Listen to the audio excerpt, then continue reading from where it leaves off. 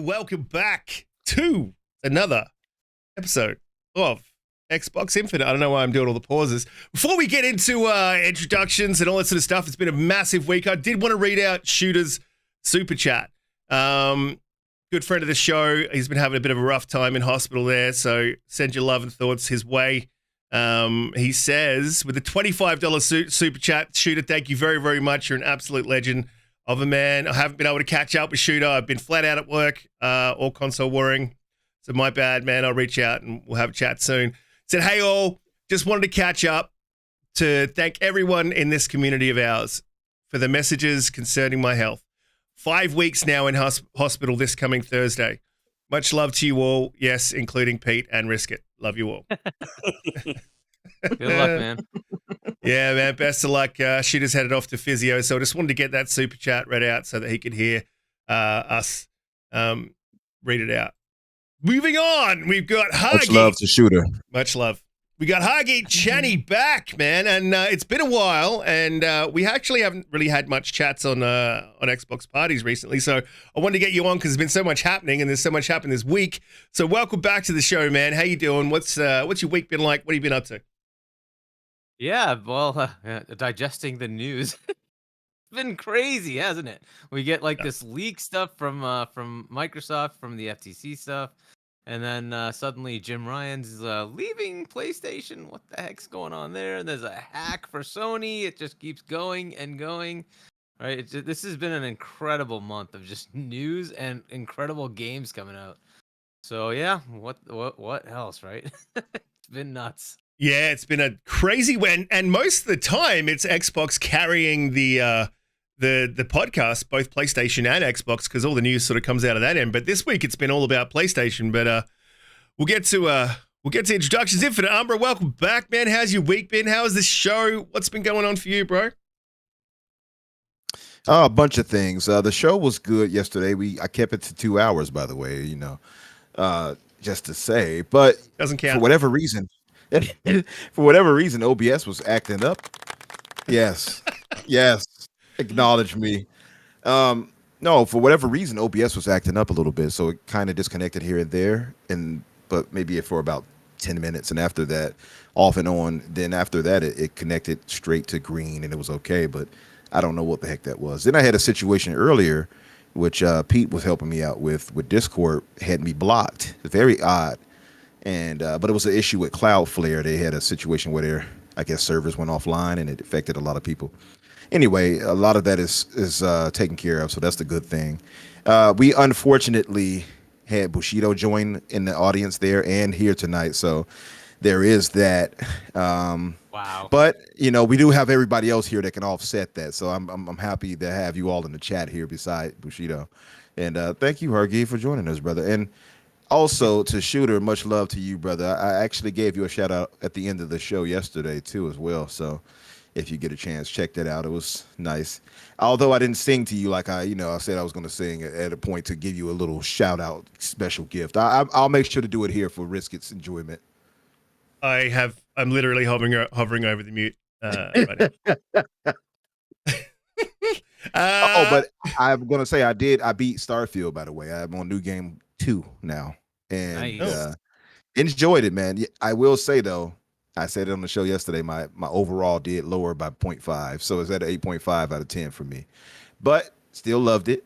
If I had to go off pure enjoyment, it was higher than that. But as far as being critical, for me, from things that I didn't like or I thought they could have done better, 8.5 I thought was more fair. Mm-hmm. But yeah, I'm playing Cocoon and a bunch of other things right now.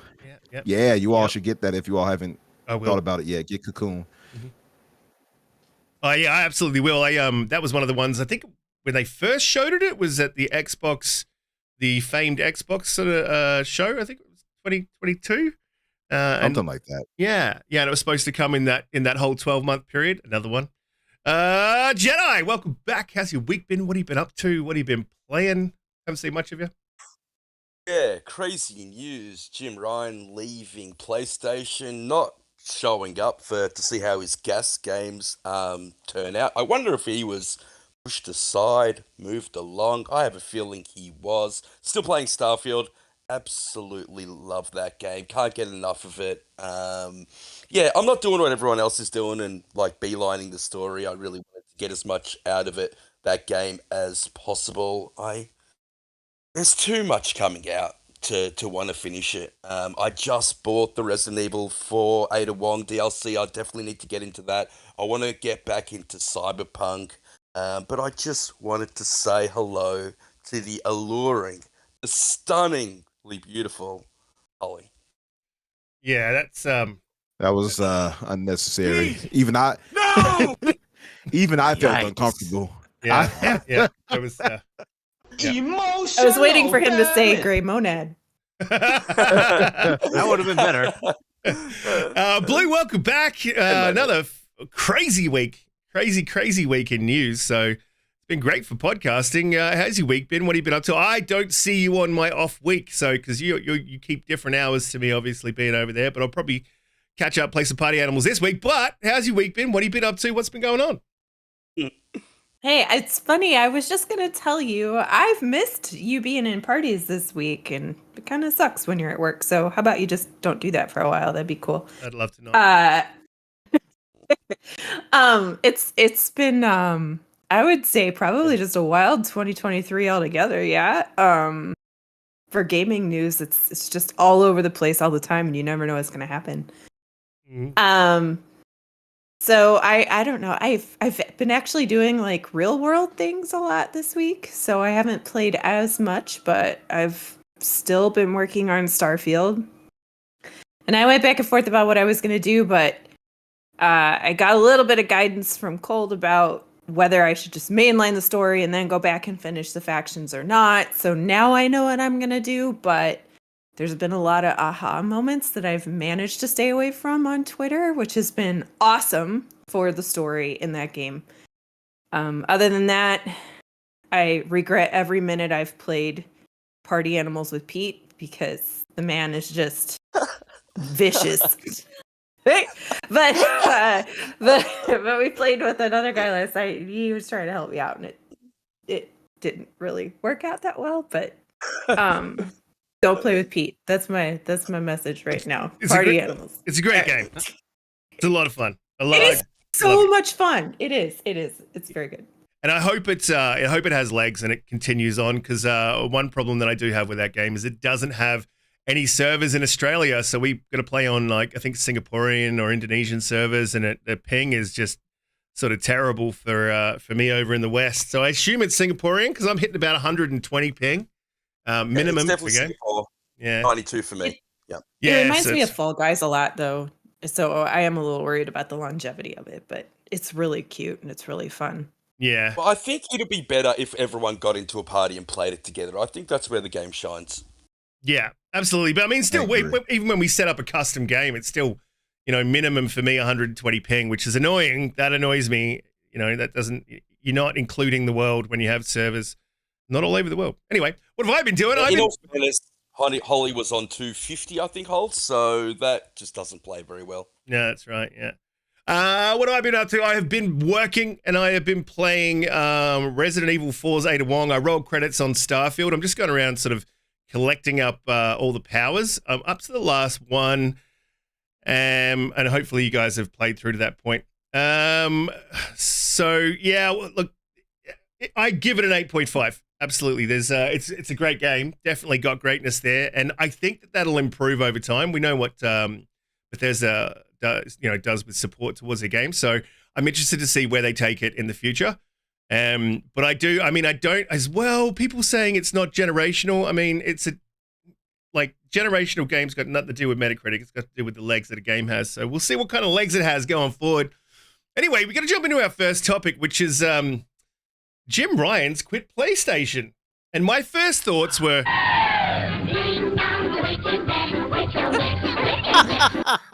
Nice. I don't think this man's done much for PlayStation and I'm going to give my opinion, really? but I really don't. Okay. But I'm going to give his statement. His statement was after 30 years, I've made the decision to retire from SIE in March of 2024. I've relished the opportunity to have a job I love in a very special company. They are special. Working with great people and incredible partners. but I found it increasingly difficult to reconcile living in Europe and working in North America. Like, fucking bullshit. Anyway, I will leave. I mean, he goes out lying, for God's sakes. Anyway, I will leave having been privileged to work on products that have touched millions of lives across the world. PlayStation will always be part of my life. I feel more, well, you won't be playing anything. We've seen you hold a controller. And I feel more optimistic than ever about the future of SIE. I want to thank Yoshida-san for placing so much trust in me and being an incredibly sensitive and supportive leader. Phil Spencerus Aurelius Dominus Maximus responded by saying, "Get the fuck out of here, Jim." No, he didn't. He said, he said, "Jim Ryan has been a great contributor to our industry and a fierce leader for PlayStation. I wish him the best in what he does next.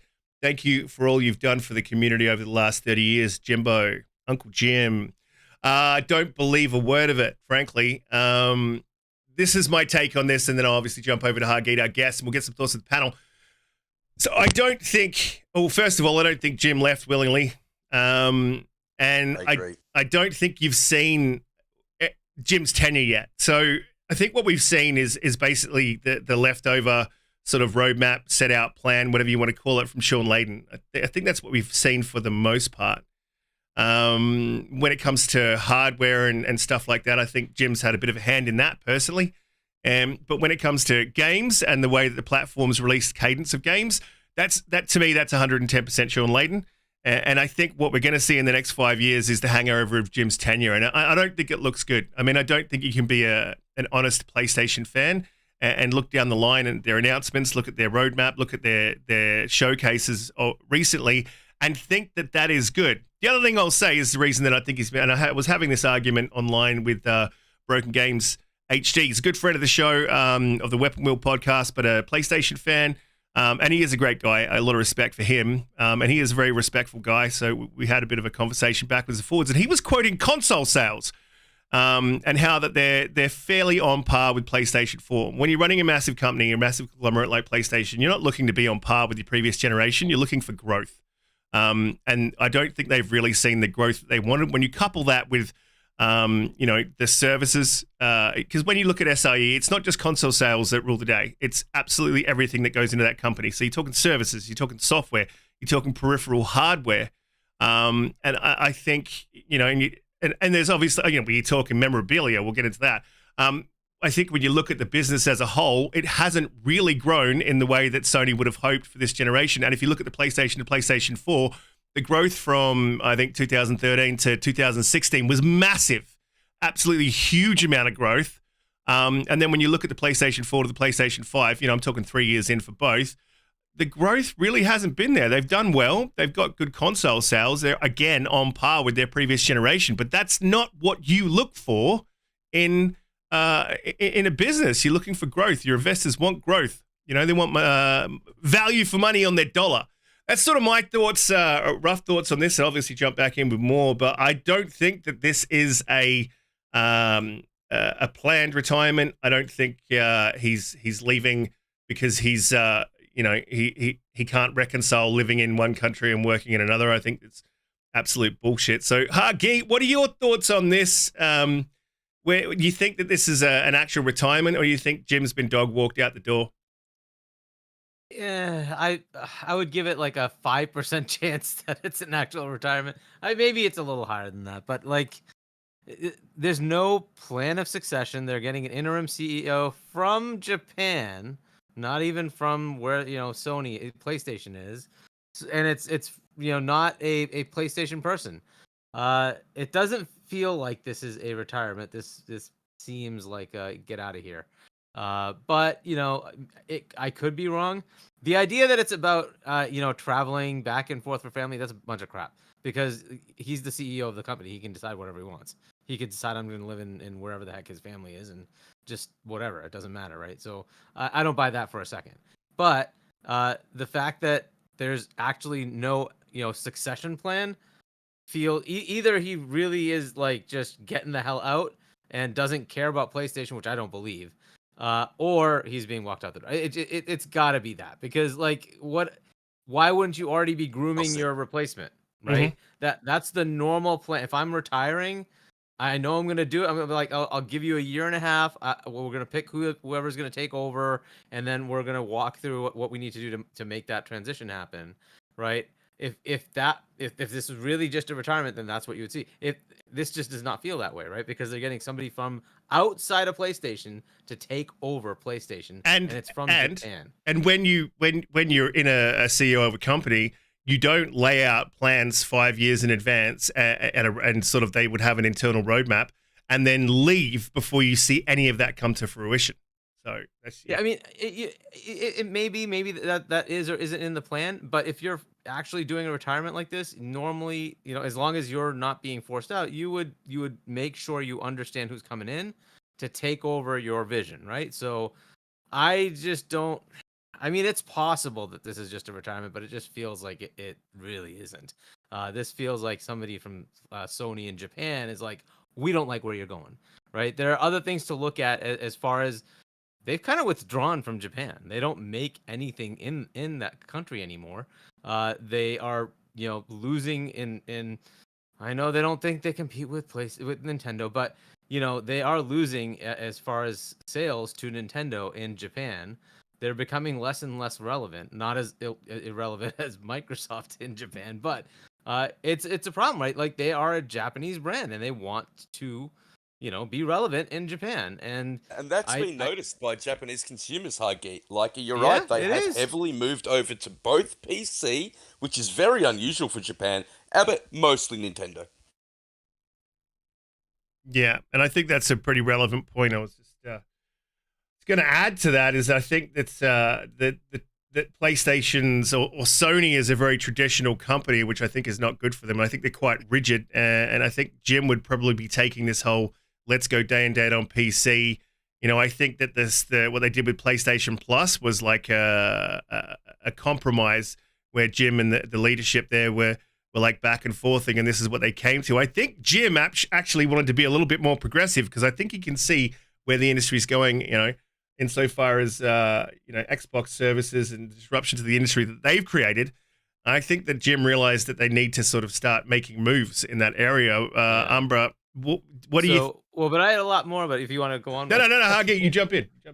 So what? There's a couple of other things that have sort of culminated into what I think is Sony in Japan saying, "Okay, we're on the wrong track." Look, up to now, we've been playing, like I think you've been mentioning, we've been playing the Sean Layden, cookbook for a while, right? It's been his stuff, and the showcases showed that, and the games showed that. Well, that decidedly changed. First, they didn't have a showcase for years, and then they had their first showcase that was really the Jim Ryan showcase, and the fans hated it, right? That was pretty bad. And then they followed it up with a not a direct. What do they do? The state of play, and again, it did not resonate. The games he's making don't seem to matter, right? They're first party games that they did announce, but nobody even realizes they're first party games because nobody cared about them, right? And I think this is starting to make a little bit of a shift in mindset. When you see Sony news, it's invariably negative, and that's not where they want to be, right? With Xbox, it could be negative or positive. So, but you at least see news. There's enthusiasm. There's something, right? With Sony, like almost all the time, it's been negative, negative, negative. They increased the prices. They whatchamacallit, the games are all games as a service. The leaks show us that they're taking their current studios and saying, take the current IPs and make them live service games. Who wants that, right? Which of the fans is saying, oh yeah, I want to have God of War be live service? Like, I think the direction that Jim went might have been too far, and I think there's probably more to it in the background that we don't know. But these are just, again, guesses. It could be 100% what he said. I just don't buy it. It just seems very convenient. On top of that, the ABK thing, where he internally said one thing, externally did something totally different, and lost all their capital on being able to negotiate, right? Because they could have had a better deal if they just negotiated. They didn't. They got a deal for COD alone, not anything else from ABK.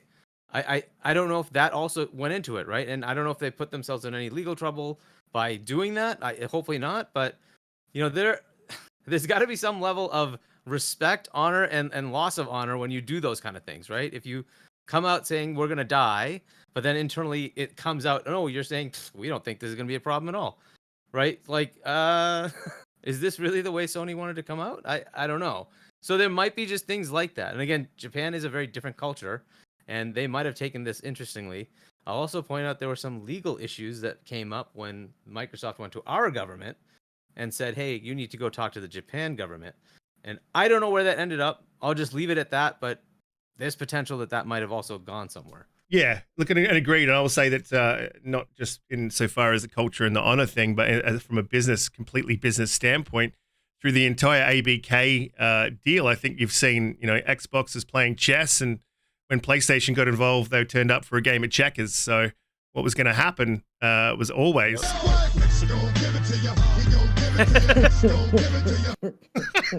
I just wanted to use that. Umbra, what do you think that Jim Ryan, actually retired, or is this his, dog walk out the door? I mean, I think it's a bit of the dog walk out the door. I think Hargeet made the greatest point that I didn't even really think of, which was they would have set up a predecessor. I mean, not a predecessor, what's the word I'm looking for here? Successor. A successor, not a predecessor. So they would have set up a successor. So why didn't that happen? Instead, you have Totoki, who's the second in command of Sony in general, stepping in place. That to me tells me, yeah, like you said, Hargeet, that this was more of a last second kind of rush. So I do agree with you there. We talked about this the other day on the Fix, the greatest show in the Xbox podcast / in everything else, if you all haven't heard of it. No, God, please, no, no. That's why I paused, because I knew some hate was coming. But we talked about this the other day, and part of our thoughts were much aligned with that PlayStation has done this before. I mean, we saw it with Sean Layden, where he just suddenly, he's not there anymore as the head of Sony, of PlayStation. So to me, this doesn't surprise me. It seems in line with that. And Sony, matter of fact, if you really look at it, Sony has done this also in other things. Like if you look at their movies, they've done it. Like I remember with Andrew Garfield, it was a situation with him as Spider-Man at a point where he didn't do something they liked, and I think it showed up at an event on time or something like that, and they just unceremoniously removed him as Spider-Man and ended that trilogy of movies.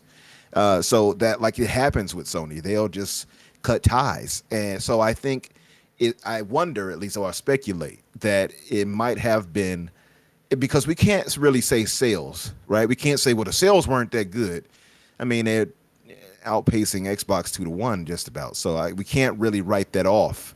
I think more than anything, it comes down to maybe the vision. And I think and what I speculated on was that maybe this whole new vision they're going with these gas titles, maybe that was something that after a while, maybe the execs over him were like, nah, we don't see this. And as we all know, most of those types of games tend to fail. So maybe Sony looked into that and were thinking, we don't like your vision going forward here. And the reason I say that it must be a vision thing is because I think Jim gets more credit than he deserves. And Danny talked about that the other day too. And once he mentioned it in a chat, because somebody was like, yeah, you got to give Jim credit. And then Danny was like, do we? And I think Danny made a great point. And the more I looked into it, the more I thought about it. So for instance, Jim Ryan only took over in 2019. From that point, PlayStation games, at least first party, there's only been Ghost of Tsushima, The Last of Us 2, Horizon Forbidden West, God of War Ragnarok, Gran Turismo 7, let's say Miles Morales, Spider-Man, right? All of those were from 2019 to 2022. Ratchet too, right? Ratchet and Clank, and Ratchet and Clank, which is pretty much a rehash of other games in a sense, because it's automatic for Insomniac. They're going to do what they do. Those games already were in progress when he took over. All of those games, all the ones I listed. So it's not like he put any input into that to get that done, or maybe you could say he okayed it, I guess, but why wouldn't he okay it? It was already in development. It's like, I mean, what, did he stop production? So we can't credit him with those things or say he got those sales for that game. He didn't do any of that. You know what I mean? So that right there, I think, goes to Sean Layden. And I related it much to politics, where a lot of times the incoming president gets something from the incumbent. So they'll, for instance, like Trump could, for instance, inherit a good economy from the previous administration, or a bad one, right? So in this case, he inherited an already good economy with PlayStation in their games. So what did he really bring to it? I don't know what to say on that. I think, and then people might say the sales, well, weren't they headed that way anyway with all of the games that they had coming out that were already made and being made, and PlayStation as a brand growing in general amongst the market? I don't know what to really credit him with. I'm just being honest, as honest as I can. I don't really know what to credit him with, and I'm not trying to tear him down. I don't have any problem with Jim Ryan. I know some people, don't care that he lied here and there, which he did. I mean, the whole "we believe in generations" thing and things like that. But there is that. I mean, he's got caught it a few times, but I also look at his whole thing of his excuse of, oh, I had jet lag and I didn't like traveling. I wanted to be in the UK and I had to go to LA and Tokyo. I'm guessing that can be tiring. Don't get me wrong. The man has been working for them for nearly 30 years for Sony itself. But I have a hard time believing that finally this just happened to be the time where it happened. I got to jump in and say that's just bullshit. The man's flying first class backwards and forwards, man. Like he is not flying even business class. He's not like he's sitting in coach. Like hearing crying babies. Yeah, shoulder to shoulder, man. Like he would have a good system. I fly in and fly out to work, and I used to do night shift. But when I did, I had a good system dialed in for how I manage that, and then coming back manage my life. So that I do not buy 110%. And to your point, when you're saying it's 2009 to 2023, that's 4 years. Game development takes anywhere from 4 to 6 years development time, and I don't think you can even credit him with the hardware development. I would say PSVR 2 was already set in motion. I would say probably the Portal was set in motion, but I sort of feel like that Portal is so out of touch that he had a hand in it. Because I think the man's it's sold out today, though. It's sold out everywhere today. You what? Yeah. It's sold out everywhere. Oh my God! Today. So how many stupid people are there? How many sales? How many that's sold? The thing. Yeah, that's the thing, right? When I saw it, I knew. And when you posted it, Holly, I was like, yeah, people, they're suckers every day, sucker born every day. Oh my God. Listen, I know it's a money thing too, but I've said this before. The PlayStation loyalists, they'll buy anything PlayStation gives them. That's why I say it's kind of hard for me to credit him with sales, because I think the more Sony improved in market share, they were going to buy the stuff anyway.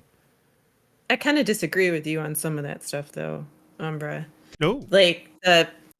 I mean, yes, but no, right? So, like Riskit just said, right?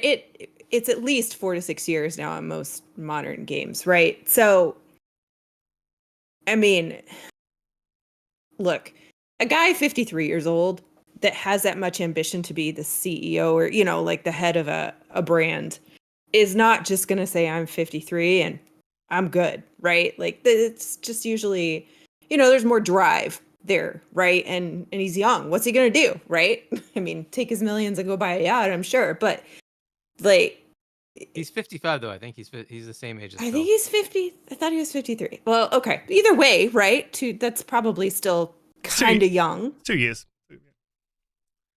And then the other to kind of counter your point is when that job was coming up. Who is 55?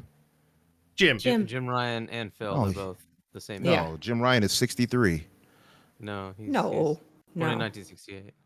It says the 63-year-old executive said he found it difficult to reconcile living in Europe while working in North America. I know there was some conflicting thing, right? Somebody had him at 63 and he's old is what we come to. He's old. Yeah. But, yeah. But either way, men look at Warren Buffett, right? That he's way older than all of that and he's still working all the time, right?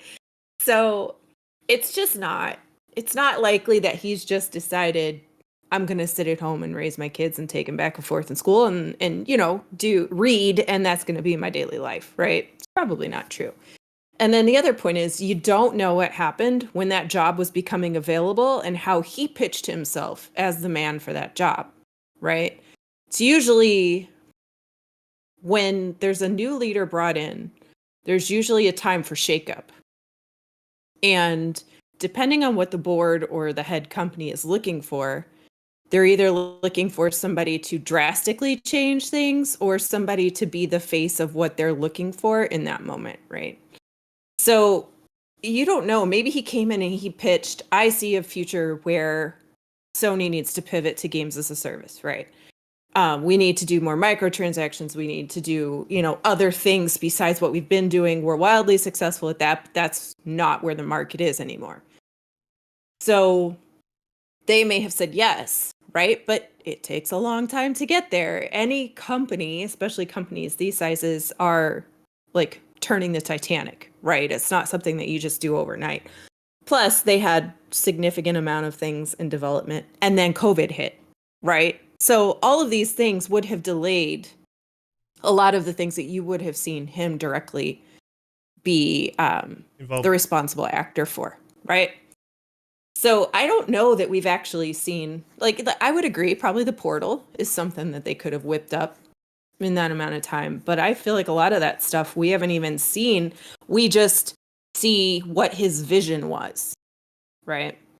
So what got him, if he is being forcibly removed, what was it about his plan that they started to see as unsuccessful? Well, I mean, because clearly, besides just saying, well, this is going to be bad, but there's no track record yet on the fact that this games as a service plan is going to actually devalue the company or hurt them. Well, there might be. I'll push back on that a little bit. There might be, because look, it's factions. They may have a good example in factions, and I'm sure that Jim was trying to make that a live service gas game as well.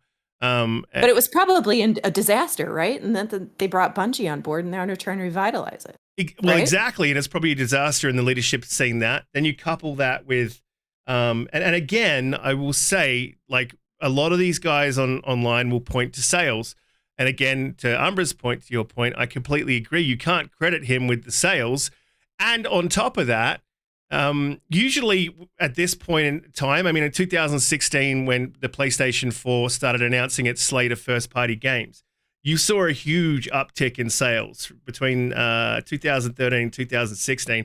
2016 was really where PlayStation, say 2014, was really where PlayStation started to really, really sell hard. And they had a huge uptick in sales. They had a huge amount of growth. And they had that because they had a roadmap. They had showings that that people wanted. I don't think they've had that now. No one, to Hargeet's point, no one really. You can't go online and really find anyone who's absolutely honest saying that showcase was great. I know there wasn't much pushback from the PlayStation community their last state of play, but it was fucking terrible. So I think if you're leadership looking at what Jim's doing and where he's going, the vision doesn't look positive from any metrics that you would measure it from public metrics, from surveys. They would be doing surveys. They would be looking at online. I know people that don't respond much or get involved in the community much, but they see what happens. And I'm sure that all of this is sort of folded in to see. If he had a hand in the Portal, that's enough for me to sack the dude. That that is 110% enough. You get your shit and get out. I think Hargeet's point about the pie in the face with ABK, right, is a really good point. And that maybe ties to maybe there's a world where Jim's ideas weren't actually bad, but look at, Microsoft's an American company, right? The culture in that company is inherently different, and they've given Phil leeway, latitude, given him the chance to sort of go through these stumbling blocks over the years to try to right the ship, right? And there's a lot of egg in the face, but Sony doesn't want that look, right? So some of the things that have happened, like you said, the poor showcases, plus the kind of the running jokes over the PSVR 2, and now even the Portal is even though it's sold out, it's just a goofy thing. And then the ABK stuff, there's a lot of, and then the price raises and all that stuff, right? It's a lot of bad press associated with one person, right, in a short amount of time. And nobody wants to look, especially, there's a lot of pride, and they don't want to look like they're the bad guy, and they don't want to look like, they haven't done and had a lot of respect in the industry. Yeah. Yeah, absolutely. And like you said, a lot of bad press and a lot of pushback from their own community. I don't think they can survive completely off the single player games, but I think the pivot was too hard, and I would equate him to the Don Matrick of PlayStation. I think that's his tenure. I think we're going to see that. And we still have to hear from Jedi, but Riskit, I think you're bringing up an interesting point of, will this change the trajectory of this generation? We got Nintendo coming out with their hardware that apparently is going to be able to play all the AAA games. We got Xbox now getting ABK, probably buying more. And Sony is now in the midst of a changeover, right? Which means they're probably going to stall. I don't think the interim CEO is going to go out there and start buying stuff or setting up all these deals and whatever, right? So where do you see that going? This gen could be like dramatically changed with this, right? I mean, what do you guys think? Yeah, this is where Xbox puts their foot on the neck. I got to jump to Pete because we haven't got Pete's so he can be sort of the first to sort of tackle that question, as well as, do you think, Pete, that Jim Ryan's made this decision, or that it's been made for him? I hope that the trajectory of PlayStation is changed because of this. I think that Jim Ryan was forced out. I don't think having no succession plan is a good look, and I don't think generally Sony do things that way. Now, there was a power struggle between Sean Layden and Jim Ryan, and to my amazement, Jim Ryan won that struggle, and I never really understood that. He must be really good at working out deals in the background, because if you look and you just compare the tenureship of what Sean Layden was able to accomplish in that magical era for PlayStation, which, like Umbra said, put them in a position where Jim Ryan, it was basically impossible for Jim Ryan to fail going into this generation, going off the lead that they had. And if you just look at some of the things that Sean Layden accomplished, like, with games like Spider-Man, and, getting Insomniac Games, for that price, who Sony have been living off this generation, getting From Software to put Bloodborne out as a PlayStation exclusive. It was, and I know a lot of people credit Jim Ryan for this, but it was actually Sean Layden that wanted their games to be more on PC. And he was actually the first one that pushed that point, and he saw where the industry was going. Now, if you look at Jim Ryan, you have to say, well, his vision is more games of a service, where we haven't actually seen any of it come to fruition, but 60% of their budget now is going to games of a service games? I mean, this is antithetical to anything PlayStation has done, and is what has made PlayStation successful in the last generation. Yeah, everyone can say that all their games are similar, sad dad, over the shoulder shooters, but you cannot deny that they are absolutely fantastic games. God of War, Horizon Forbidden West, Ghost of Tsushima. These games that were greenlit under Sean Layden are great games, and it's what draws people to the PlayStation community. And Spider-Man, let's not forget that one, right? Yeah, and Spider-Man, yeah, exactly. And so, look, I mean, I posed the question earlier that you think PlayStation should bring back Sean Layden. I don't see that happening. He's at but you got to 10 admit, now, right? Is that right? Yeah, but the man has been incredibly loyal to Sony even after he was forced out. He hasn't had one negative word to say about them, and I think that speaks volumes of his character. And I think Boba pointed out an excellent point in the chat that Sony's share price is basically back to where it was 2 years ago.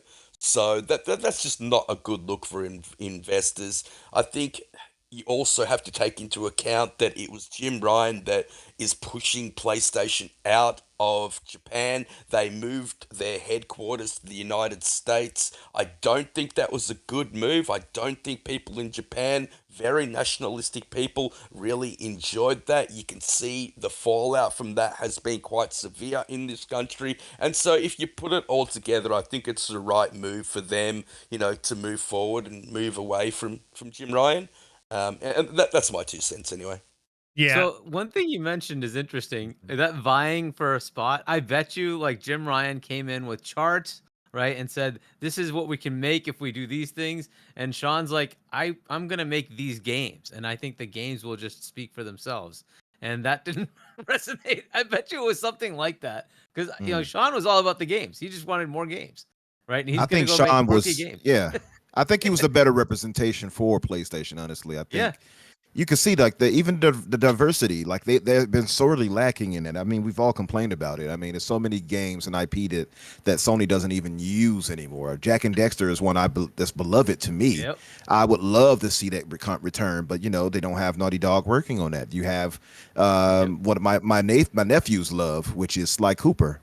Where is that at? Just gone. Now, to be fair, Sucker Punch is working on, Ghost of Tsushima and such. So, and Naughty Dog working on whatever award-winning game they're working on. So I can't be mad at it, but I just noticed that there is a lack of diversity lately. And then they closed out certain studios that would give them those games in Japan. I mean, Japan Studio being one of them. So I just go back to the fact that most of the games, not even most, every game I named was already greenlit and being worked on by the time he took over. So I'm not crediting him with that.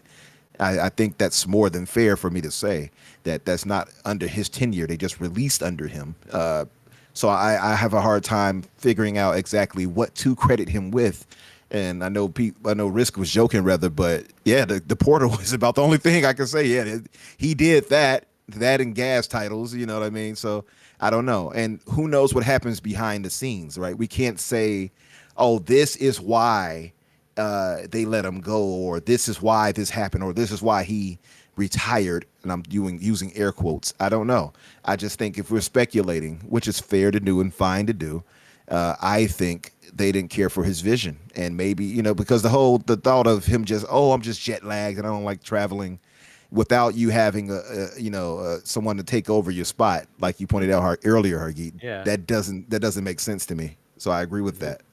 Yeah. One thing I think I didn't mention is the whole ABK thing. I mean, like, not only did they lose one of the biggest third-party developers in the business, but how they went about it, not only in the public's eye, but in the developers' eyes, must have just hurt their reputation internally and externally to a degree which I think is going to take years to formulate again and to fix. Yeah. I think they did a lot of damage to the ABK as well with their third party. But they still have that lead. So when it comes to business, like maybe, whatever third parties think of them, but they still have the consumer-based lead, and that's the most important thing if you're a third-party developer that wants to succeed. So I don't think that kind of reputational damage is too strong, in my opinion. But I do want to go back to what Hargeet was saying, like with what direction do we see them go in now? And I think you will see a change of direction, but you're only going to see the change of direction when when they have a CEO, in place. And that was a question that I sort of asked quite jokingly. The options that I gave weren't great, but 2 of them were quite serious options. And I did a poll on Twitter, and as I said, the options that I gave weren't fantastic. Let me just quickly find this poll. I did have it up before. 2 seconds. Still stalling. Cool. So the options I gave was Bobby Kotick, Peter Moore, Don Matrick, or Hideki Kamiya from Platinum Games. Now, 2 of those options. To run PlayStation? Yeah, 2 of those options were deadly serious. And Kamiya, let's go. 2 of those options are deadly serious. And I would, by the way, Bobby Kotick won out with a resounding 39.4. Don Matrick got 29.4. Hideki Kamiya got 25.6 out of about 400 something votes. Not many. Peter Moore got 5.6. So listen, if you saw Now, I saw Jaffe like completely disregard Peter Moore and said he's more of a sports guy. The fuck are you talking about, Jaffe? The man ran 3 of the biggest companies in gaming and successfully, and every time, right? yeah, and every time he was at the helm of any one of those companies, they grew and did extremely well. So to say that he is a sports guy is probably one of the most retarded things I've ever heard Jaffe say. He's currently working for Unity, which, I mean, yes, it does more than just gaming, but it is pretty much considered a game engine, right? So Exactly, right?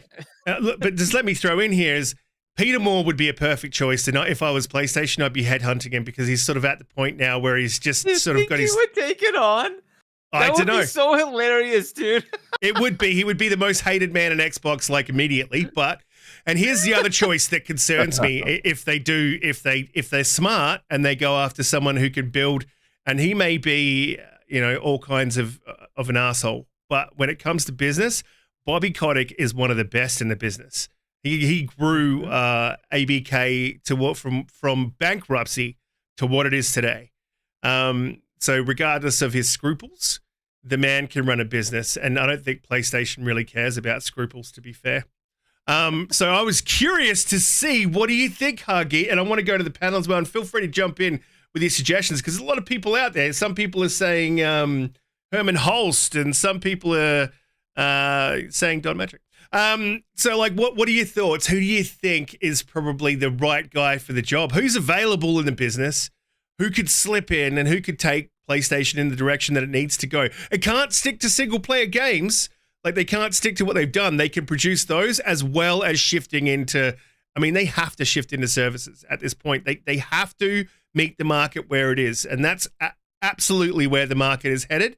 And if you don't get in now, you're going to be a blockbuster. So, Huggy, what do you think? You think it's a job for Bobby Kotick or job for Herman Holst? Where are we at? Okay, so here's the thing. I think Sony wants to take it back to Japan. I don't know that the next CEO is going to be somebody from the West. So I think Peter's out. I think Bobby's out. I think Herman's out, which is pretty sad because he should be probably the next guy. But I don't think it's going to be one of them. I think they're going to look for somebody from Japan. I don't know who that is. Did you say Pete's out? You just said Pete's out, didn't you? Pete, you're out. Pete, no! Peter Moore, but yeah. But anyways, but yeah, I think they're they purposely, like, if this is on purpose, right? They purposely pick somebody in Japan to run this, right? Who has nothing to do with gaming. So I think they're looking for somebody over there. Otherwise, they would have just given it to Herman, right? I mean, he's right there and he knows what's going on. You would just say he's interim, and then we'd find somebody else. But no, they're not letting anybody in that executive team in PlayStation do anything. It's going to be somebody outside. My guess, it's going to be somebody from Japan. I have no idea. Right? You could say Kamiya, right? But I don't know. Is that the one you were mentioning? But I don't know if it's going to be somebody like that. I don't know who it's going to be, but I had to guess. I'd say it's somebody in Japan. I don't think it's going to be somebody from the West. It's not. I don't think PlayStation are going to lean in and get someone fresh. I think they're gonna grab someone who's a giant in the industry. You don't hand over the reins of that company to someone who's untried, true, and tested. That's no, you're right. You're right. But they will probably find somebody in Japan that either has similar consumer level experience or maybe from the gaming industry and has some level of executive experience in I know or just who to put in the position, Hargeet. Go for it. Theo Harrison, the Grim Reaper himself. Or John Matrick. No, but again, those are all in the West. I don't think it'll be one of those. It's going to be somebody that's running one of the other major game companies. That'd be my guess. Or it's going to be, look, I have experience just like Peter Moore, right? He came out of an area where he was good with consumers. He understood how to get his product to market. And maybe they just say, hey, this is enough, but it's going to, be somebody from Japan. That'd be my guess. I'm like 70% it's going to be somebody from Japan. I wholeheartedly Do you think it could be agree with Hiroki Totoki? Like, I Well, mean, he's already over it now. Yeah, I don't think he'll stay He's in. the interim right now. Yeah, he's the interim right now, but it's not going to be him. I think it's going to be somebody else that understands gaming. But I never thought about that, Hargeet. That is a great point, and I actually 100% agree with you that they're going to be taking someone from Japan and trying to move back into that Japanese market. That's a great. I I don't know if it'll be someone from Japan, just simply because I think Riskit mentioned it a minute ago that Japan is kind of secondary to them nowadays. Like considering their whole global reach. The last two obviously were American and now British. So I just don't see that Japan would be the thing. They're like, oh, we got to get somebody that's from Japan. I don't see that really being the thing for Sony. So I don't know. Herman Holst seems like a likely obvious answer, but maybe it'll be somebody that we don't know within the company itself that they raise up to that position. I just But if it wonder, was Herman, Herman, don't you think they would have just announced though that we're making the transition and over the next 6 months, Jim will be working not with Herman necessarily. to take over and be a successor? Not necessarily, but that goes back to our point before where we said this was a sudden thing. Where maybe they, for all we know, who knows what happened behind the scenes. They could have gotten into a shouting match and they were like, all right, you're fired. And now they're working on getting that replacement in place. You know what I mean? So it seems it's too sudden. If there had been for Totoki to step in, being the second in command at Sony, and going straight back to Hargeet's point, that tells us that clearly there was nobody set in place. So I don't see why they would announce Herman. You see what I mean? So I feel like this was a more sudden thing. So I feel like they're going to try to vet and see who they can put in that position. And Herman might be that person for all we know. He has moved up. I mean, from Guerrilla Games to the head of Sony Games itself. So who knows? It could be. I could see him doing it. I have faith in him. I think he's a likable guy. He seems like somebody that could be face running for the company. I just feel like if it's anybody, maybe it'll be somebody that's within that we don't quite know. Like but Mark I think Cerny? hey, stranger things have happened, I guess. I don't mean to laugh. It's just like his presentation skills are like as lackluster as you can get. So are Jim's. Yeah, true. Jim was pretty boring too. But I think Jim. I mean, I don't think that's the criteria that they're going with. What now that I'm looking at the chat and I see Steph mentioned Nintendo has control of Japan now, what if they did try to poach some talent from Nintendo or something like that and get some Nintendo exec going back to the Japanese thing, Hargeet? What if they did? They very well could. They could. I mean, who would they get? I mean, look, Nintendo is also likely to be in flux over the next decade or so. Shigeru Miyamoto is 70, 60 something. He's pretty close to that, right? So he's gonna retire at some point and we'll see what happens there, right? But like that guy's record is so insane. I don't know how you follow that up, but we'll see what they do, right? But so there's gonna be some flux there too. But yeah, maybe there's definitely potential, right?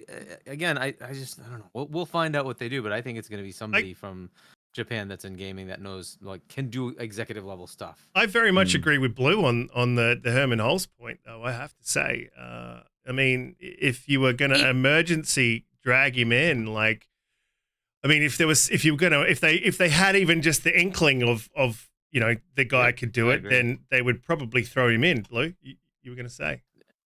Oh yeah, I was just going to say, even if it was quote unquote an emergency thing where Jim was just like, I'm out, I'm done, or they were like, we have to do something.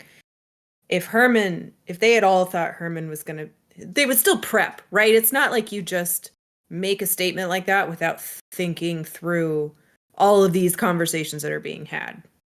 It's not something that happens, right? So if he was obvious to them, and if they were already unhappy with him, they were thinking about the people in leadership already before they even told Jim he was out, right? So they would have had that succession if it was natural and internal, already scoped out before they came. Let's say it wasn't natural, though. Organic. Let's say it wasn't natural. That's my thing. Yeah, organic. See, that's my point. Yes. It goes back to the whole point of who says that it was that. Maybe it was sudden. You know what I mean? And maybe Herman doesn't. That does just because they say, "Oh, we could just pull Herman into it," doesn't mean Herman wants that position either. Well, but my point is that sudden is only as sudden as the company wanted to announce it, right? Even if they just said, like, if they knew somebody internal was even a viable option to them for the long haul, they probably would have had those initial conversations before releasing the statement. Yeah. Maybe I mean, not solidified it, I don't but know because that was leaked already before they had a word to say anything. Then they had to come out and confirm it after the fact. there's leaks all the time though, right? Like Nah, but they this could have was said, "Oh very no," and then reliable. worked on it for a month and then released it. Like Yeah, This was from Jason Schreier, so that's less of a doubt than anything else because it was from him. So most people automatically took that as fact, de facto, from him coming saying it. well, he might be credible, but he's a dick. Sorry, Jason, you are. Yeah, look, I think I really do agree. We do got to move on to the next topic because we've been on this for quite some time, nearly an hour. Yeah, an hour. This is just the first topic. You know, in topics, I was like, Pete, It's a big one, though. do you think we got enough? But look, I think if it's an emergency and they're going to throw Herman in, then they would have. I don't think Herman's the guy either. I just don't think he's the guy. Like I wouldn't be chucking Herman in there. Yeah, he's just not the guy. Yeah, for me, if they're smart, I don't mind Herman. Nah, he's a gamer. Yeah. Unlike Jim, he's actually a gamer. Yeah, but if they're smart, they're going back to a Sean Layden who's a gamer, so I can agree with that. And if they're not, and or they're going to extremely shrewd businessman who understands the industry, and that's a Bobby Kotick. What they need is that plus somebody who's charismatic because they've lost a lot of goodwill in the public and they don't have a front-facing person for people to feel a connection to. Yeah, right? Agreed. And that's a Sean Layden. But I think we can all agree right now, Xbox definitely has their foot on the neck of PlayStation and.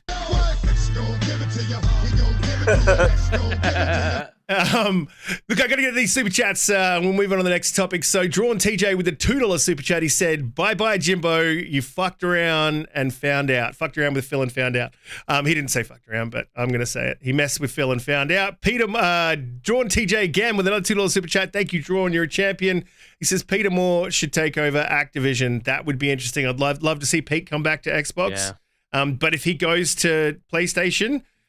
Look, I want PlayStation to have strong leadership and I want them to make the kind of games that they are good at making. And I think something that you guys mentioned earlier on, I think Sean Layden was more of in that vein of letting the studios make what they wanted to make, so they probably would have gone with a Jack and Dexter had they not said, hey, Naughty Dog, or they would have gone with a, Uncharted 5.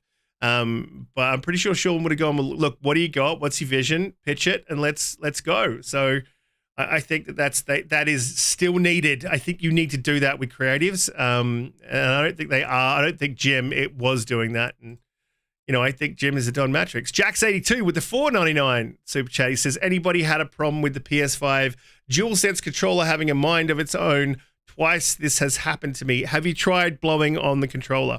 That usually helps. No, I haven't had any issues with it, to be honest. Unless I breathe, and then it, car flips upside down.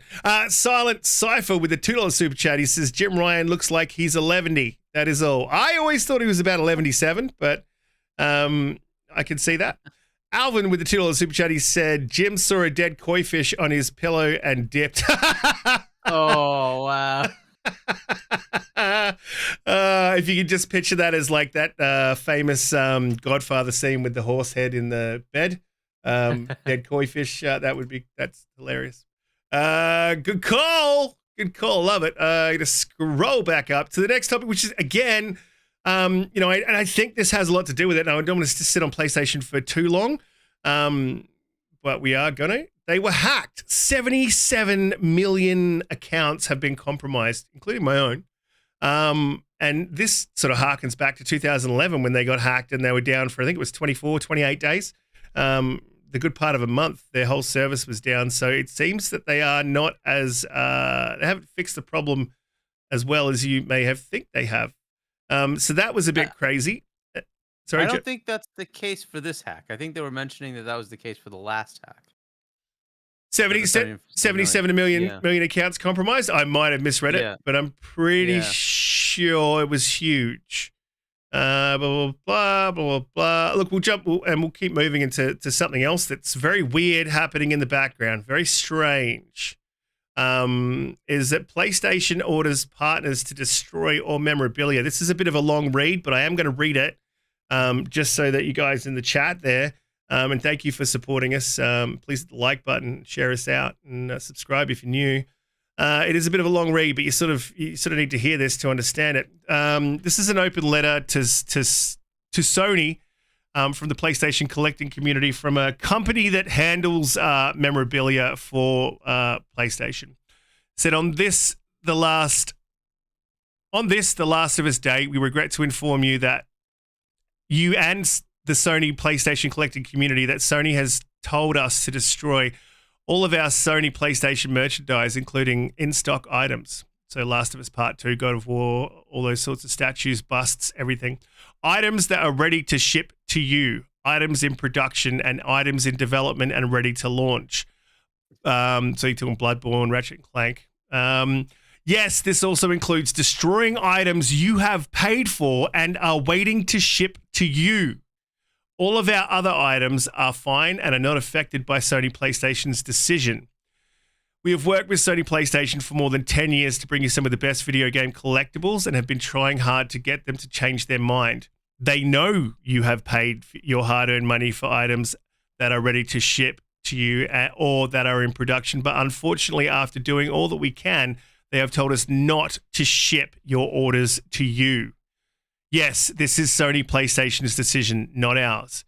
Yes, we want to ship you your Jack 3, Last of Us 2 Ellie, Last of Us Ellie and Joel, Sly Cooper, Kratos statues, busts to you, but Sony PlayStation does not allow it. Yes, Sony PlayStation has already received royalty payments from you on your orders that Sony PlayStation now wants us to destroy and not ship to you. We sincerely apologize if you find yourself in this completely unavoidable situation. Contact blah, blah, blah, blah, blah, blah, blah. Together we made it through COVID lockdowns, blah, blah, blah, blah. I think that's the crux of it. There's a lot more to read. It's just sort of them apologizing and making very sure that people understand this is a PlayStation decision. This is really weird. Like, this is a very strange thing on the back of the hack, on the back of the change of leadership. Like, what the hell is going on over there? That is craziness. You've got memorabilia. You've already created. It's already made. It's ready to ship. It's good to go.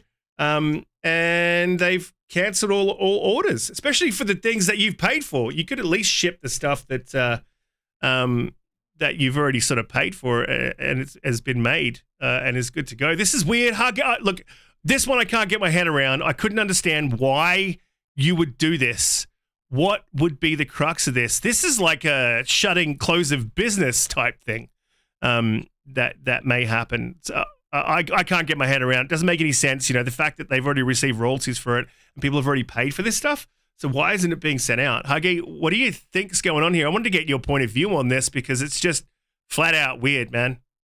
It is. I unless there's like something they're doing themselves and they want to stop the license, I guess. I don't see why you would do this. It's I mean, it's just money coming in for nothing, right? I mean, they're taking all the risk of making it and shipping it and all that. And you just get a royalty check. Like, I don't understand. Why would you take that away? The only thing I doesn't make can any sense. Go ahead, sorry. Hargeet, sorry, I interrupt you. I'm sorry, Hargeet. That's all right. Go ahead. No, my wonder is, I don't know if you know anything about this particular company that's making the memorabilia. Maybe they're, I don't know. Maybe are they Gaming heads, like, right? are they not doing a great job and Sony's pulling it from them because of a lack of quality control? I think that's a possibility. I don't think so. I mean, if that were the case, you'd see that maybe across the board, right? Because they do stuff for everybody. I don't know. Yeah. This just seems, it's pretty odd. But they must have a reason, I guess, but I don't know what that would be. I guess maybe we'll find out over time, but it just seems very weird to take it away. Yeah, this So one they, just like, came out do of left Halo field, didn't it, ones, they Huggy? do Like, stuff. really hard to understand, bro. Sorry, you Yeah, go, mate. I don't. Go ahead. I that's basically. I don't know what the heck they're thinking. I don't know. It seems like an anti-consumer move on top of everything, right? It's like, Yeah, I why mean, not you just would have take the money? thought that the people that already paid their money would get their, whatever they bought, wherever that may be, and then they say, okay, this is the cutoff line, no orders going forward from here. But people have paid their money, aren't going to be getting, what they paid for. That's crazy to me. Makes no sense. Yeah. Yeah, it's a weird, very weird decision, a weird thing to do. Yeah, it's absolutely crazy. Umbra, what do you think? Do you have any thoughts on this? I'm stumped on this one. This is, like I said, this seems like a close of business thing. Like when you're shutting down a company, it's like just stop everything because we can't afford to continue. But it's obviously not what's going on. But it sort of seems that way from the back to the front end.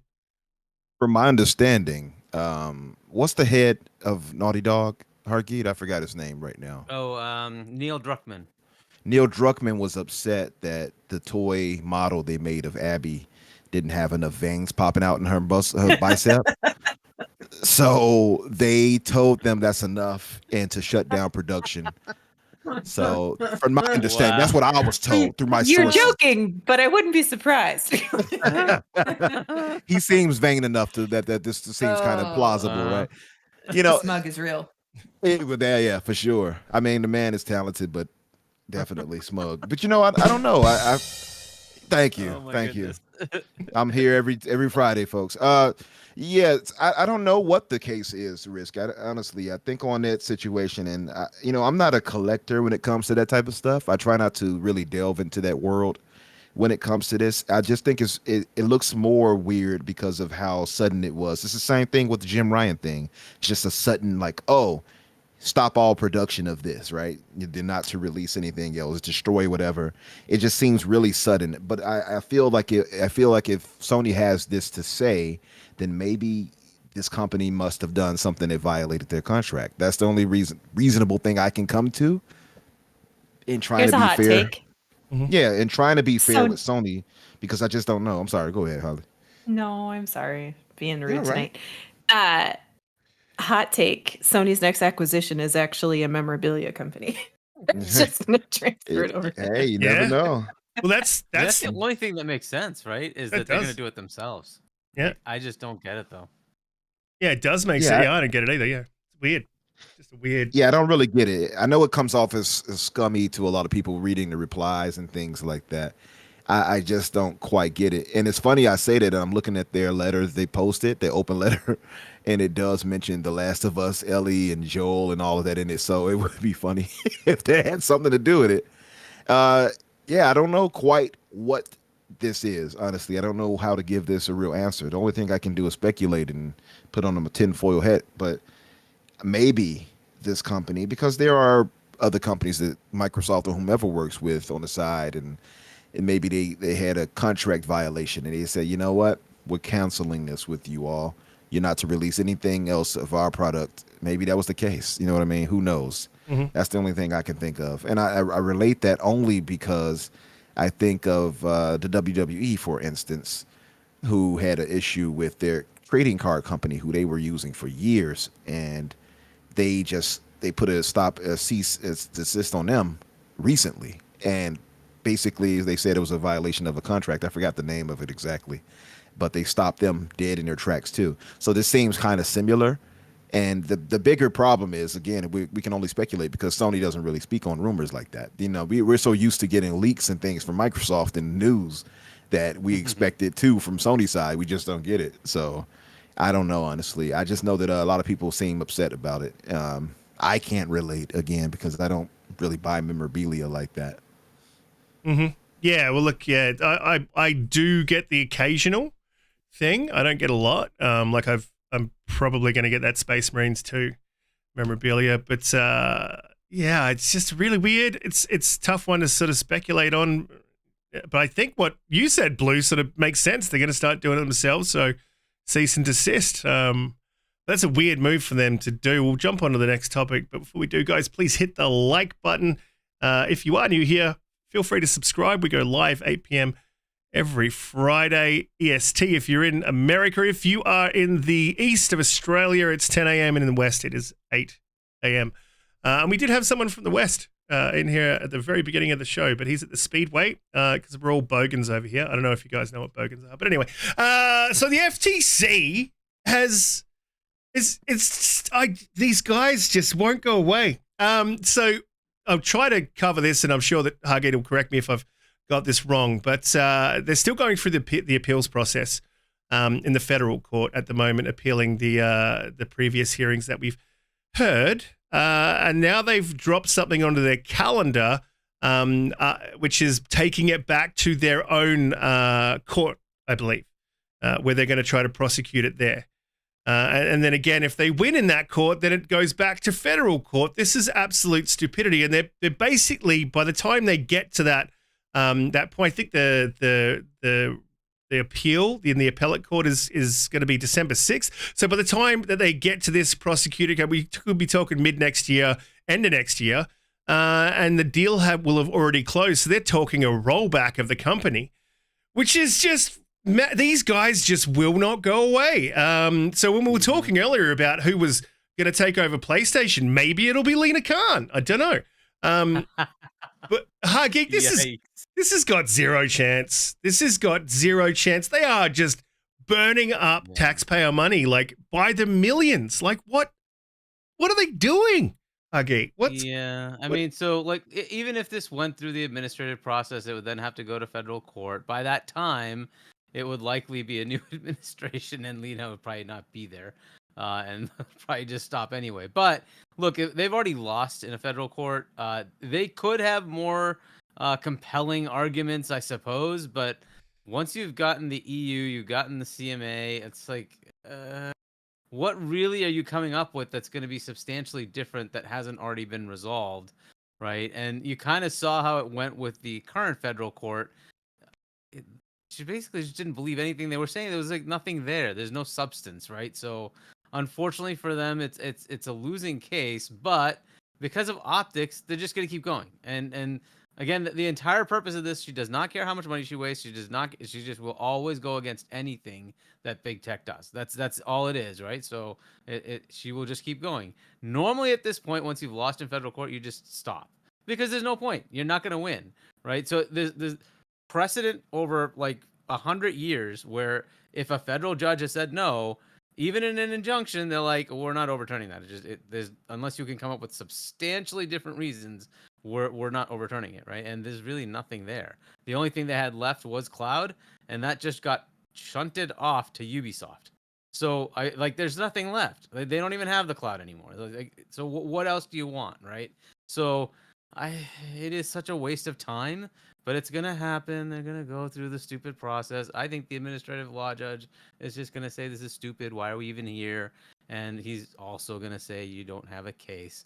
But assuming it's him, I don't know if it's going to be the same one or not. But we have to go through the stupidity of this.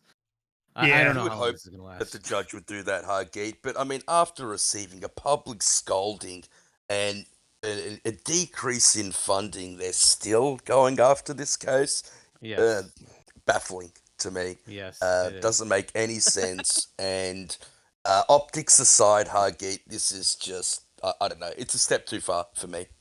Yeah. Yeah, it is pretty bad. I mean, as far as the deal, it's going to be done at whatever. It's going to be done like the October 16th week. They'll close it, right? But so it's done. I don't think there's going to be anything that's going to come of this as far as actually having to roll back anything. It's too bad they don't just freaking talk to them like the CMA did, right? And the CMA should have talked to them originally as well. They tried to save face by saying, if you had just brought this up. But look, if you just talk to them, they'd give you concessions. They just don't want to talk to them. It's all about freaking, spectacle instead of actually doing something good for us. I still think if they had any legs, they would just say, hey, we want you to lock in Game Pass for the next 5 years. That'll be the price for the next 5 years. That'd be fantastic for consumers. Do it. But they won't do it.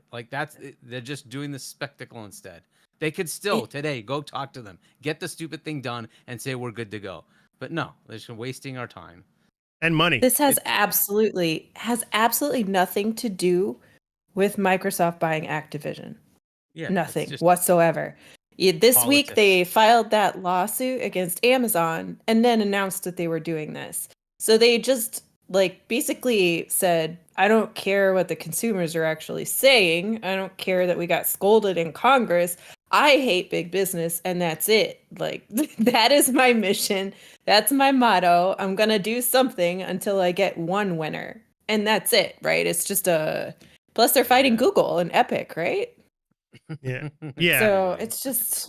Well, that's it. And look, the FTC, this is the thing I wanted to definitely make sure the chat is 110% aware of if you don't follow this is regulators are an extremely important part of business, and they are there for the service of consumers, and without them, we would be paying exorbitant prices for many different things. They do a lot of good, for consumers when it comes to scams and all sorts of other areas in business. And it's disappointing to see that her focus has been heavily on big business, where she has done some really good things for consumers. I don't think that can be denied. But her complete bias towards big business or against it is just excessive. And it's been costly for consumers in other ways. And it's also been costly for the taxpayer. And she just needs to stop at this point. Look, to the Biden administration, she's a fucking embarrassment. And if I was Biden, I would be looking at seeing if I could end her tenure in some way. But right, yeah, I don't want to get political about it, but I just think it's unbelievable. Another unbelievable thing that happened this week: the fucking ABK deal continues to be a thing. Are we going to be talking about it come 2030? I mean, Jesus Christ. Infinite. Well, we didn't get your view on this. I know you're over it, but just quickly, and we'll move on to the next topic, which is a bit of a spicy one. The next one. Yeah, I'm just tired of it, like most everyone else. I mean, it's just tiresome at this point. I mean, for sure, you heard of clout surfing. I think this is just clout surfing, where they're using this to say, hey, we're still going after the big bad Microsoft. Hey, we're going after the big bad Amazon, et cetera, Google, et cetera, et cetera. So I think it's just them trying to make a name for themselves and establish themselves as this big watchdog. I think you're right. It does have a place in this government. That absolutely they deserve to exist. But I think it's a bit of an overstep, especially with everybody else in the world is like coming to the table and agreeing to it. But, you know, America, as it always is, they have to try to police the world. Oh, no, we say it's not right. But although everybody else said it was okay, we say it's not. So I just think it's stupid. It's an in-house thing that they were already talking about. So that's what they're trying to go through with. And we didn't know, none of us trusted their in-house to begin with. That's which is why they were so afraid to take it out of in-house before. That's why they, pushed to expedite that beforehand, if you all remember. But I feel like whatever will come out of it is what it is. Microsoft is still planning to close by October 18th. So I don't think this affects anything one way or another. I think it's just kind of a headline snatcher, if you will. So I don't know what else to put this at. It just seems tiresome to continue hearing about. Well, here's a quick question, quick fire question before you go, Hargate. And I'll also add their own judge has knocked back a ridiculous amount of their cases, which is just insanity. But just to shift the conversation a little bit, closes October 18th. Does Modern Warfare 3 hit Game Pass? Before I answer that, I'll add one little interesting note is that recently our Supreme Court did say that you can sue the FTC, right? So they can actually just bring in a motion to a federal judge instead and say, hey, you guys have already said we're good. They're wasting our time. We want this ended. So that is a possibility now, right? So this could be the motion that kills that whole stupidity mode of doing administrative law judge crap. Yeah. Anyways, into the Modern Warfare 3, this is a spicy topic. Now, this is the stuff I really want to talk about with ABK, is what happens once they buy them, right? What is going to happen, right? Because we already see hints. The old CODs are already ready to roll, right? They're going to go into Game Pass pretty fast, right? So probably in the first week or two, we're going to get all those 360 gen CODs going into Game Pass, which will be fantastic. And then the question of, does the 10-year deal with Sony take away the marketing, which from a Sony perspective, they have to pay Activision to do that, which is probably in the 50 to 100 million range or something ridiculous. They then have to pay to actually market it. Then they take a cut on their actual normal store revenue, right? So they take 20 instead of 30%, right? What would be the value to Sony to do that? They could just say, well, we rescind the marketing for this year. If they've already paid it, they might have, right? Because it might have been due earlier so that they can get all the bennies that they're starting to get, right? It's like, we'll just give you a refund. Here's your refund. and now we can put it in Game Pass. It is a possibility. I don't know if it's a good possibility, but it is a possibility that actually Modern Warfare 3 could go day and date into Game Pass. We'll see. But yeah, man, like the fun's gonna start when they finally finish this thing, and then we can talk about how all the games are coming into Game Pass. Oh, it's going to be big. Yeah, I mean, I know that they've got marketing deal with Sony, so it should prohibit it. And Xbox have a history of honoring their previous contracts and deals with companies. But after what we saw with ABK, it would be a real good kick in the teeth to Sony for them to say, we're not going to honor this contract. Here's whatever it costs to do it. And there it is for you guys in Game Pass. I would love. Yeah, I don't think it's about honoring it. I think it's, Jim Ryan said he did not want to continue it because it's a massive cost for them, right? They're like, why should we even pay that, right? It'll just be going into your coffers. We'll take the 10-year deal and we'll get our 30%, right? Mhm. So I think that's it. I don't think it's Microsoft will not honor it. They will definitely go with whatever the contract says, right? But I think they could have renegotiated that as part of their 10-year deal. Yeah, but we know they've got the marketing for this and the next Modern Warfare, this and the next Call of Duty. No, just this one. Just this one. Just this one. Right. And this game technically seasons through next year until the next COD would potentially come out in November or whatever, right? So that next game would not be under their marketing.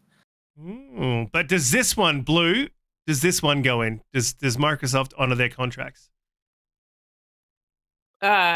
I personally don't think Modern Warfare 3 is coming to Game Pass until like next year when the next Call of Duty. But we want it. Yeah, well, it's good to want things. I think we'll get all the others. I think Warfare 2 will probably pop into Game Pass. Yep. Not till I don't think that one's going to be till probably January or so, right? They said it's going to take time. I think it's easier for them to work on those old 360 CODs and, the Xbox One era, which I think we've seen signs of them kind of doing anyway in the background.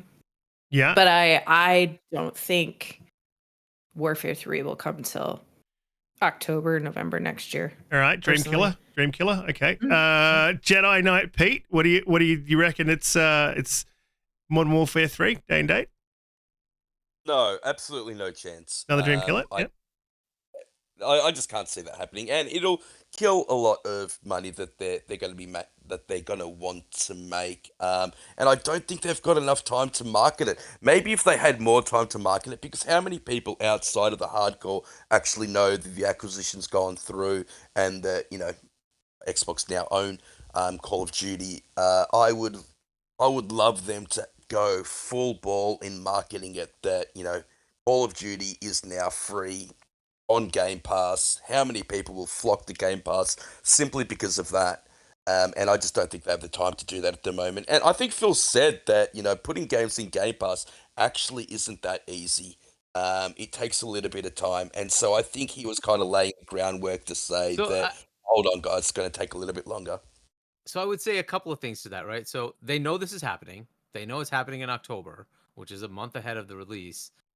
So they could have been working this plan for a while as to what marketing might look like. I would totally expect to see some sort of bundle with Call of Duty and a Series S or Series X, right? Because why not, right? And they could certainly work on what the marketing could look like with Activision, right? And say, if we were to market, what might that look like, and start looking at a plan. The other thing I would say is, yes, it does take something to get a game into Game Pass.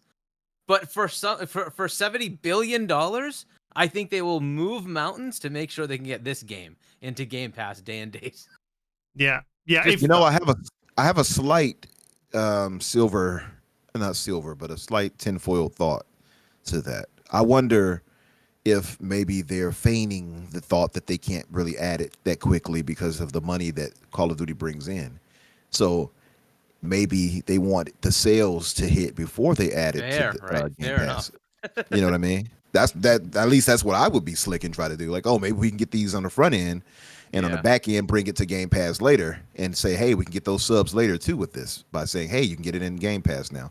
So I wonder if that has anything to do with it. Just tinfoil thoughts. I don't think that's massively tinfoil at all. I think what the sales of MW2 was $1 billion in the first week. So Well, then again, whatchamacallit, Starfield made $1 billion, right? So True. yes and no, we'll see how that goes, right? I mean, PlayStation players are still going to buy it. There's a point to that, but I think what he was talking about is, look, there's a large catalog, right? Just like when Zenny was bought, there's a large catalog of games. It just takes time, especially on the PC side, to get those into Game Pass, and that's going to happen here. They have a much larger catalog of PC games, and that is going to take time to port over. Whether they bring Battle.net into it, whether they just bring it into the Microsoft Store, I don't know how they're going to handle it, but that part is challenging. Some of it's also licensing, and we did hear rumors Disney was like, hey, we can make some deals here and you can put some of those games in, right? And hey, they may be working that deal, right? And if they do that, they could get like the Spider-Mans and the Marvel Ultimate Alliance games or whatever that they were making, right? So those could be coming into Game Pass, but again, it could just take time, right? yeah. Hargeet, You're right. Go play. sorry. I just want to ask Hargeet, do you think when they do start dropping all the older CODs, do you think they're just going to dump them all at once, or you think they're going to try to curate and rotate them in and out? I think they'll do a batch and then do another batch, right? So like one of the things that they were doing with Zenny was anytime they had any show or anything, they could say, hey, we just added a whole bunch of new games into Game Pass, right? So I think they did that like 3 or 4 times, right? So I think they're going to do some batches. Hopefully they can take like 4 or 5, 3 or 4, whatever, and just put them in, and then the rest later, and then they'll start getting the Xbox One versions. I don't know if the original one would be something that they bring in, right? It did come to the original Xbox, I think, right? So they could potentially. Well, bring so that in. then, So what about Game Pass Core? You think they're gonna put when they do start putting COD day one into Game Pass? You think they're gonna put that in Core? I think they'll probably put 1 or 2 of them in there. Yes. Yeah, I think COD would be a bit of a seller for Core. 110%. I think that would be a big miss. You probably start. But I just meant like the newest one, though. You think like as the new one comes out? No, I'm talking the 360 gen ones. I think you put the 360 gen ones in, and people start playing. Because look, you have to have online to play anyways, right? If you're gonna play online, and suddenly you just have some of the older CODs. It's just bringing the numbers, right? The people that can just like say, "Wait, I remember that game. Let me go play it now. It's in backwards." The nostalgia play. Let me just play it. Yeah, exactly, right? Especially for folks that went digital. Right, and you don't have like from the 360, it was mostly people probably had a physical disc, right? So now you're gonna go to a digital console, and you're like, oh, okay, cool, I can just play it. I just download it, right? Cool, it's just there, right? And then start playing it, right? It like just turning the servers on, they had like a surge of players, right? So I can just imagine throwing in Game Pass with the surge of players that is gonna happen. Why not, right? This is the kind of thing you need to do. Just bring a whole bunch of buzz, have people be like, oh yeah, I need to get an Xbox to play these games again. It'll be interesting to see if that core number that's like, they were saying 25 to 30 roughly, when ABK does become a reality, if that number goes up to more like 50 because of all the old catalog that they have to be able to bring that in. I don't know what the new number is because they made this core thing, right? So there had to be some number of subscribers to Gold that have been converted over to Game Pass now, right? Sure. I don't know what that number is. Maybe 5-10 million. I don't know how many they had, right? So it's probably already like 40, I would guess, right? Because they already had like 30-ish, before they converted Gold over. So probably like 40, 45, maybe. Yeah, I would say 40, 50 is a reasonable assumption. 50 on the higher end, 40 on the lower end. Yeah, I'd say it's a pretty reasonable assumption. But I do want to move on to the next topic because I am conscious of time for everyone, and I actually might get a chance to play a bit of Party Animals before the fam gets back. So I'll jump on to the next topic. Before I do, I've got a super chat there from Spartan661. It's a $9.99 super chat. He says, if you don't think Jim Ryan is Lyin, Sony was sending him to Germany signing, contracts denying, understood Xbox was trying, fill on the case retrying, PS fans were crying, Microsoft is a proof of defying. So a bit of a rap there from Spartan661. I hope I did it justice. Apologies if I didn't. Hey, guys, hit the like button, share us out. If you're new here, please subscribe. We go live 8 p.m. EST every Friday. And that's 10 a.m. in the east of Australia. And if you're on the West Coast, best coast, it is 8 a.m.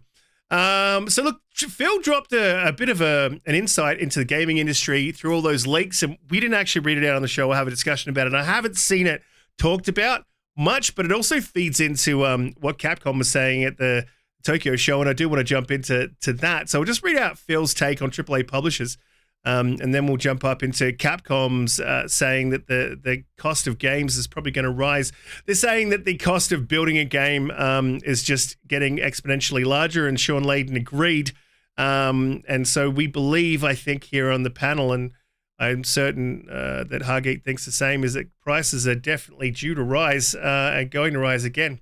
But Phil's take on AAA's publishers, it says over the past 5 to 7 years, the AAA publishers have tried to use production scale as their new moat. Very few companies can afford to spend $200 million an Activision or a Take-Two spend to put a title like Call of Duty or Red Dead Redemption on the shelf. These AAA publishers have mostly used this production scale to keep their top franchises in the top-selling games each year. The issue these publishers have run into is the same production scale cost approach hurts their ability to create new IP. The hurdle rate on new IP at these high production levels have led to risk aversion by publishers on new IP. You've seen a rise of AAA publishers using rented IP to try to offset the risks, such as Star Wars, Spider-Man, Avatar. This same dynamic has obviously played out in Hollywood as well, with Netflix creating more new IP than any other movie studio. Specifically, AAA game publishers starting from a position of strength driven from physical retail have failed to create any real platform effect for themselves. They effectively continue to build their scale through aggregated per game P&Ls, hoping to maximize each new release of their existing IP. In the new world, where a AAA publisher don't have a real distribution leverage, I'll just jump out and say in new world, he's talking about when they shifted from brick and mortar sales into digital. This is the whole backdrop of this whole thing. In a new world where AAA publishers don't have real distribution leverage with consumers, they don't have production efficiencies, and their new IP hit rate is not disproportionately higher than the industry average, we see that top franchises today were mostly not created by AAA game publishers. Games like Fortnite, Roblox, Minecraft, Candy Crush, Clash Royale, Dota 2, etc. were all created by independent studios with full access to distribution. Overall, this, in my opinion, is a good thing for the industry, but it does put AAA publishers in a precarious spot moving forward. AAA publishers are milking their top franchises, but struggling to refill their portfolio of hit franchises. Most AAA publishers are riding the success of franchises created 10 plus years ago. This is something that I've been hot on, and I actually wrote an article about this, and you can find it online, but I won't say where you can because it actually has my real name in it. Where I sort of discuss the why are we getting these remakes? Why are we getting these remasters? Why are we getting just sequels from the big AAA publishers? Why is Ubisoft basically heavily leaning into Assassin's Creed, making 3 different SKUs of the connected universe? Because these are successful and they can't afford to make a mistake like EA recently did with Come On Brain. What was the new IP that they released that was actually not bad, but just got drowned out in 2023. Yeah, Immortals of Avium. Immortals of Avium. Good game, just a new IP, really difficult. And Embracer did the same thing with Saints Row, and look how much they're suffering for it now. Yeah. And now they also mentioned that Monster Hunter like game that EA put out too. I forgot the name of it right now. Yeah, and these things. I mean, that IP itself got drowned out by 2023. Might have actually been successful in 2022, so it's unfortunate it didn't release there. This coupled with the interview that I can't remember the name of the guy, but he's the head of Capcom, and he stated that game prices are too low. Development costs are about 100 times higher than during the Famicom era, but software prices have not gone up that much, so the prices haven't risen to meet the the cost of development. I can understand that. And then Sean Layden went on to say, or development costs are too high, or both. Something has got to give, the center cannot hold. He said he also responded to someone and said the cap is more financial than temporal, in my honest opinion. That said, the cost of a game is 90% plus labor against time. So a shorter dev cycle can help amelioration unless you times 2-3 the team to get there. So you got to triple up your team to get there. A re-examination of scope and intent is needed. I think, now just in response to what Phil said and what's been going on in the industry and the cost and how to offset this, and why it is that we see these indie developers come out with massive hits that end up becoming the big thing, like Fortnite's, like Dota, etc. I think that these AAA developers don't focus. They don't split their focus, and I think they need to. I think what they do is they focus heavily on IPs that have been successful, and they don't branch off smaller teams. And we've seen Microsoft do this, and they have the ability to do it with the cash. They have the platform to do it with Game Pass. You don't see AAA publishers doing this. I think we'll see more of it, like branching off smaller teams from their successful teams, like so for Ubisoft, Massive, or the teams that work on. I mean, they did do it with Skull and Bones. Bad idea. But Oh my god. but you don't see them often branch off and work on small scoped games. And you are starting to see it a little bit. Look at Ubisoft's Prince of Persia, a side scroller. Perfect idea to just gauge interest of the community. Should we make a big AAA Prince of Persia? They are. Should we make a big one? Bring it back? Like, should we do that? Is it worth it? If you're creating a new IP, you should start small and work your way up. This is how they can offset the risk. But AAA companies don't do this. They either go all in or they don't. And I would like to see some more innovation and stop some of this risk aversion coming from publishers in the industry, because it's where we see our biggest innovation is usually through indies. But I think AAA are best positioned to innovate if they do not put in too much. Take some of these talented teams you have, split them off, say, hey, make me a small game. What do you got? Make whatever you want, innovate, go for it, have a great time, put out a great game, and then maybe we can build on that. I think we need to see this in the industry. It's something that I'm extremely passionate about, because remakes and remasters can only take us so far, especially when you fake a remake like PlayStation does. And sequels can only take us so far before they become just a Ubisoft approach to Assassin's Creed. And I don't want to see that become the AAA output for the industry. But obviously the business model is sort of leans you towards this way. But I think there's definitely room for branching off smaller teams. Blue, I'm going to go to you first. Blue, what do you think? I know you like some of these smaller games. I also know Hargeet does too. So I want to get Hargeet's and obviously the whole panels. But I know you like some of these smaller games and you enjoy them. Would you like to see the AAA publishers start snapping off some teams and setting them to work on maybe some smaller new IPs, smaller games, but coming from the AAA publishers? Well, I think there's always going to be a space for large AAA, and it's needed. The issue really with that, right, is the new IP and the high risk rate that comes with that. But in regards to indie games, I do love indie games. I do love niche games like that. I mean, EA has that independent wing that I think they do a pretty good job with, right? The Joseph Fares games came through that.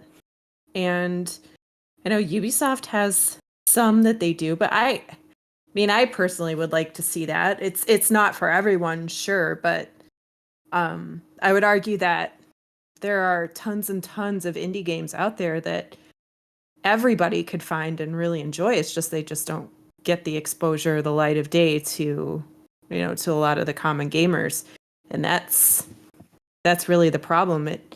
Xbox tries to do it, right, with ID at Xbox and other things that they do, where they try to promote the indie games that come up as well as possible.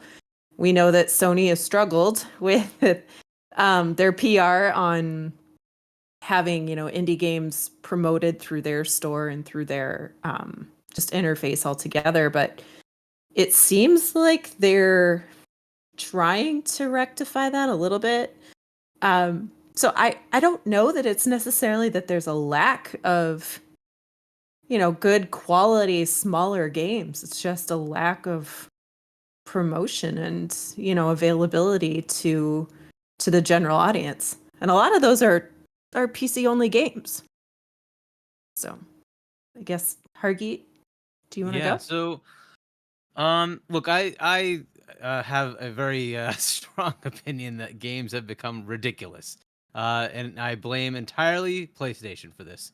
PlayStation made it all about cinematic adventure game, and everything's got to be perfect animations, and everything's got to be perfect graphics, and you have to do mocap for everything. When in the 360 gen, we got perfectly good games that came out every couple of years, right? So I like the development cycle has gone from like 2 to 3 years to like 7 or 8 years. It's ridiculous, and I don't want that. I would much rather have 2 to 3 years. Give me Mass Effect, right? That took like what, all 3 of them came out in like a 6 or 7 year span, right? Like, give me that. I would rather have that, right? Instead of I'm waiting for one game and it'll take you 8 years to make it. And but the graphics will be so I don't care. I don't care about the graphics. I just don't. But Zelda is perfectly awesome the way it is. I don't care what the graphics look like. Just make the game a playable game. But this is just something that keeps happening. The more you keep saying the graphics have to look good, that's that many more people who have to animate everything, draw everything out, right? It's just that much more of a headache. And that is part and parcel of what we get. And then when you spend that much money, the company wants a return. So they're not going to take risks. So you're not going to get new IP from AAA publishers. That sucks. That sucks. Thank God Microsoft exists because they're taking those risks. Right, you're getting In Exile to make a AAA game that's going to be a new IP. You're getting Compulsion to make a AAA game that's going to be a new IP. Right? If that wasn't happening, where would we get those? And that really is kind of annoying from a gaming perspective. Yes, indies exist, thank God. At least we get those. They give us something cool and new. But where's the risk-taking, AAA game? And that kind of like even Sony was doing that at least, right? They had Horizon Zero Dawn that came out. That was a new IP. Right, they were taking those risks, but I don't know if they can do it anymore, and that's why they keep making the same regurgitated stuff. They're literally gonna remaster freaking Horizon Zero Dawn that came out like 5 years ago. Like seriously, like come on, this is where we're at, and I'm very disappointed in the industry being this way. I wish we could go back, but I think people are so ingrained on the idea that graphics have to look fantastic, and if the graphics don't look perfect, that it's not a good enough game. And it's like, well, just get over it. Like, how about we just get back to gameplay, right? Just get to like a quality game that you can just play, and it doesn't matter if the graphics are perfect, right? But that bar has been set, and now everything has to meet it unless you're Nintendo. Well, that I think is the problem. That also brings it back as well to the fact that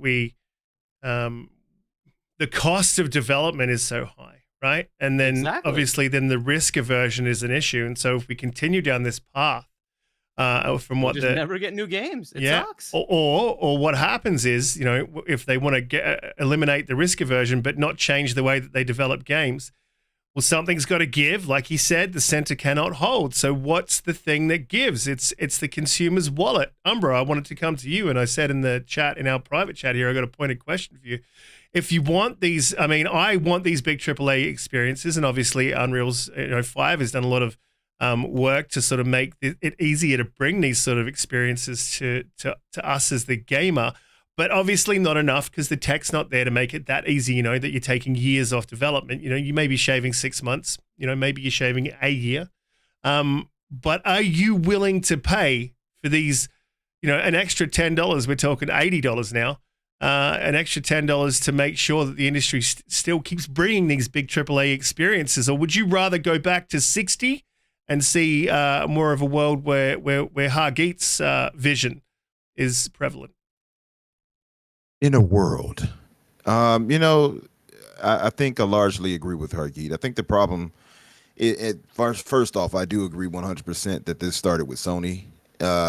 Much of the negatives I can definitely point to Sony, the price increase, everything. But yeah, I think the whole reliance of super beautiful games and mocap and all that is definitely a Sony thing. I think it's to be appreciated that they put so much more into their games, to be fair to them. But I think that has, because they're being the market leader and fans being, especially PlayStation fans, being more in tune to seeing more beautiful games. I've actually literally debated with them, and they've said that they prefer visuals over gameplay. I'm not joking. So it's really a thing. Like, they prefer visuals. So Sony had to cater to that. So they like movies. Indeed. It's why it's why when I see people joke with them like that and they try to get mad, it's like, why are you mad? You all do love that. So, but yeah, I think the over reliance on that is the thing. I would not be willing to pay 80. No, I wouldn't be. I'm not willing to pay 70, as you already know. So, yeah, that's not my thing. I just think it's a bit of greed when it comes to that. However, I could probably be persuaded to go to the 70 range if it was really broken down to us that the only way for us to get, let's say, I don't know, let's say Elder Scrolls 6 to that upper tier of what they wanted to, the vision that they wanted to deliver. And, they can't really get the financials right for that. If that was the argument, I know that's not going to be, but let's say that's the argument. And so they would have to raise the prices for that. Yeah. I could probably get my arm pulled for that. I think the bigger thing though is that the budgeting for these have to be reduced. What they have to do is come back, like Hargeet pointed out, to those 360 levels. I think, hell, I'll even go to the Xbox One levels. I say just bring down the production cost and vision and scope, I guess, of games to get it within a reasonable price range. I mean, we talk about people being let go because that's one of the main things that happened because of all this, the mass layoffs. I think the bigger problem outside of anything else is just in general the corporate greed. Again, Microsoft, though, leading the way, I think, with Game Pass has, to me, if I had to say anything, I think if more people would be inclined to go in Microsoft's direction with services like they do with Game Pass, maybe we could see more of these games, the AAAs and such, be more experimental. Maybe we could get more new IP that goes against the grain, I think, because you have that experimental thing, that lane there with Game Pass. That's why Microsoft can do it, outside of Microsoft being super rich, of course.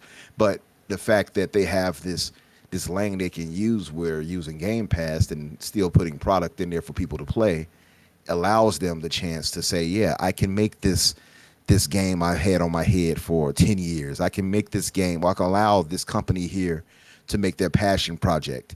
So it's really a tough call. But I think the bigger problem and the bigger solution is going to be they're going to have to tone down on the vision of a lot of these games, if anything. I think the game can still be beautiful. I look at something like a Callisto Protocol, beautiful game, relatively short.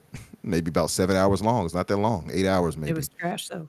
It was trash. Yeah, it's a bad example. It's beautiful though. It was beautiful.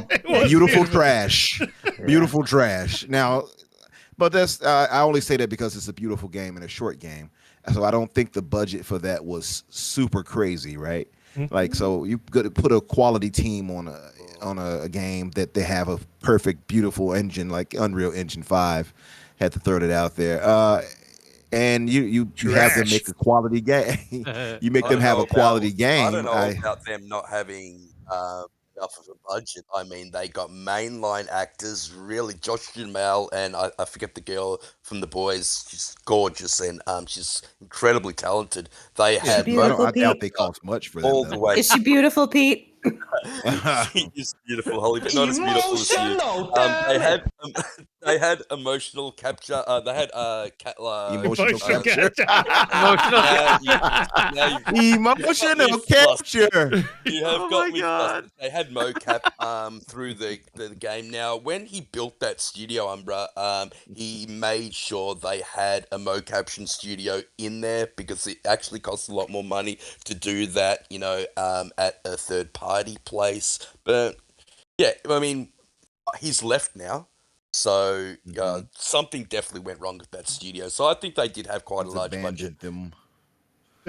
Yeah, I don't know what the budget was on that, but I feel like you could still get a quality looking game with a decent budget. Agreed. You know what I mean? Not if you use Unreal though. You have to use, and if you want quality out of a game and you want it with ease, you've got to use Unity.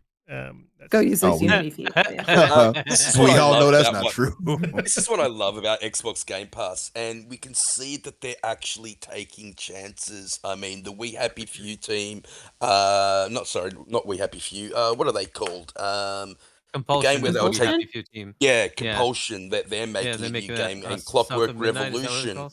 Yeah, they're making a new game, and I love that they're able to take more risks because of Game Pass. But, the bigger companies aren't, immune to doing things like this. I mean, I remember Ubisoft making that Child of Light game, which is incredibly successful, both critically and in terms of the amount of money they made. And EA have got their EA Original Studio, where I think We Happy Few came out of Hazelight Studios because of it. So I would really like more of these. You mean It Please. Takes Two? I think It Takes I Two. think you mean It Sorry, Takes It Two. Takes Two, sorry, It yeah. Takes Two. Yeah. I Hazelight is think an indie Focus developer, Entertainment. right? Yeah, So- I Yeah, think they are. Focus They are. Entertainment is Yeah. the perfect example. They take risks on and their games But they're aren't all massive. indies, right? They're not AAA. Yeah, right? but they're Yeah. all great too. I mean, Yeah, I'm not taking But- that away. Absolutely, indie games are awesome. Like there are plenty of really awesome indie games. It's just the AAA. We're just not getting that like variety in AAA. Yeah, and I And I just would I did- argue, I'll jump back to you, Blue, in 2 seconds. I did want to push back on that, Pete, because I mean, and Umbra said it too, and I'll push back a little bit. Like these larger AAA publishers, they don't lean into any indie stuff. They may do one or two here or there, and then they may be successful, and they don't follow that up with like, hey, we've had a little bit of a success here. Let's snap off a few of our teams. Let's set up 5 to 6 indie studios. Let's let them work on whatever they want. We put out games at a cadence of 2 to 3 years, 4 years for smaller budget games, and that use that as well to offset some of the bigger AAA experiences that they put out. That would be a couldn't way agree forward. more. Yeah. I couldn't Yeah. agree more. I don't know why it's taken so long between Child of Light, and Prince of Persia, like two smaller games. I think they're going to both be incredibly successful. And Ubisoft, they're just pushing like their 15th Assassin's Creed in between those two games. So yeah, I couldn't agree more. And I think you reduce that budget, you reduce having things like motion capture and and actors, and focus on telling a good story, really well done with compelling gameplay, and I think that the community will flock towards it. Yeah, like, all right, So Blue. I think I do want to Sorry, jump go to ahead. Blue just quickly. Blue, you were going to jump in there and I cut you off. My bad. no, good. I was just going to say, objectively, I would say there's way more years in my gaming past where my game of the year has been an indie that I've played over any AAA experience. And it's just because, they aren't as scared to go out and do quirky stories or fun things or try new mechanics. And it's really like the Devolver Digitals and like Annapurna and those that are great. Those games are great. Cult of the Lamb was my favorite game last year. I mean, it was a rough year last year, right? But it was a ton of fun. I mean, outside of Elden Ring, and like it just like those games just don't get enough light. They don't get enough praise. And the only way, like even like Ubisoft with this Prince of Persia game, which I think looks like dog water. What? Whoa. Prince of I Persia have looks no- awesome. It looks No, good. it That game doesn't. looks dope. It does not. interesting enough. No. Yeah. No. Yeah, Death's Door was my favorite game. I'm not sure if it was last year. or Yeah, the year that game before. was You're great. right. Amazing Yeah. game. Yeah. Yes, So- but so you don't necessarily need. I mean, it's nice that the AAA studios could do something like that, but I'm just saying there's a lot of games out there, and I don't know that you necessarily need the AAAs to now go out and also do that too. You need Well- them to do kind of like that Originals program where they go in and they help financially support, and then bolster the game Well, and try to put it so into a service and get it out there. My point here is that Right. is that if AAA studios were more willing to do this with their studios, they reduce development costs, they increase cadence, and they should increase revenue, and then that can help to offset these larger games that they can still continue to make, whilst also making money on. And then you never know, they might drop a Fortnite, or they might drop something that ends up being absolutely massive. So my point is, I'm not saying that there's not enough indie developers out there doing what indies do. I'm saying that the center cannot hold, as Sean Layden said, with AAA publishers, and this is a way in which that they can offset their costs without passing it on to the consumer. And I think it would be a really smart route to take. But it doesn't seem that we see the uptick with the AAA publishers. Hagid, I know that you wanted to jump in on this. So a couple of things, right? First, like the reason it's a problem is that they're, and it's been mentioned from these, the stuff that Phil was talking about is they're milking the same bloody franchise over and over again. That at some point will just fail.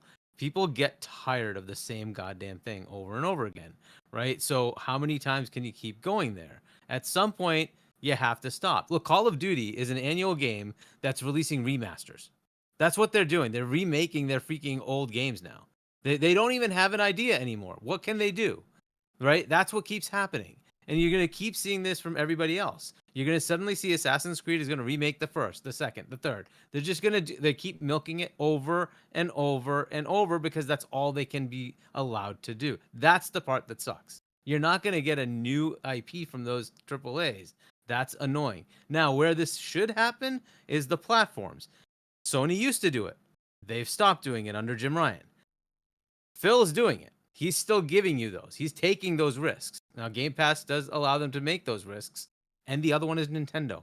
They do keep making quirky-ass games alongside Marios and Zeldas, right? They try new things, right? Who so would you have get a thought Splatoon. Splatoon would have hit as Right? hard as it hit? Exactly. And then you get a Metroid 2D, and then you get a Metroid 3D coming at some point, right? They just keep trying new quirky things. Why not, right? So they'll make a Pikmin. They just keep going. So the one that's been consistent about doing it, thank God, is Nintendo. They keep trying new stuff along with their big franchises, right? And now Microsoft is looking to do the same, which is great, right? One of the cool things they did is they've got their major like live service games, like a Minecraft, right? That just keeps generating revenue.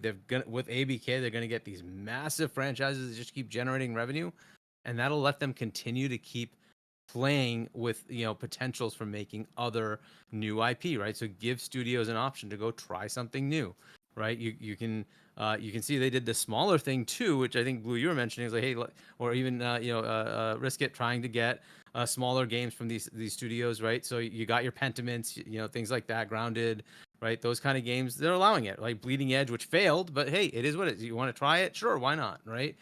They're letting them try those things. That's cool. But I hope the next person that brings in, goes to to run Sony recognizes that they kind of have to do this too, because it's easier for platforms to do it because they have revenue coming in from all the store sales, from accessories, right? So they have things to offset. So it's just better for platforms. It's harder for some of these other companies to do it. Now, some of them are pretty well off. Great, right? If Activision wanted to do it, they probably could. They make billions and billions in profit every year. So they could take some of those risks, but they don't, right?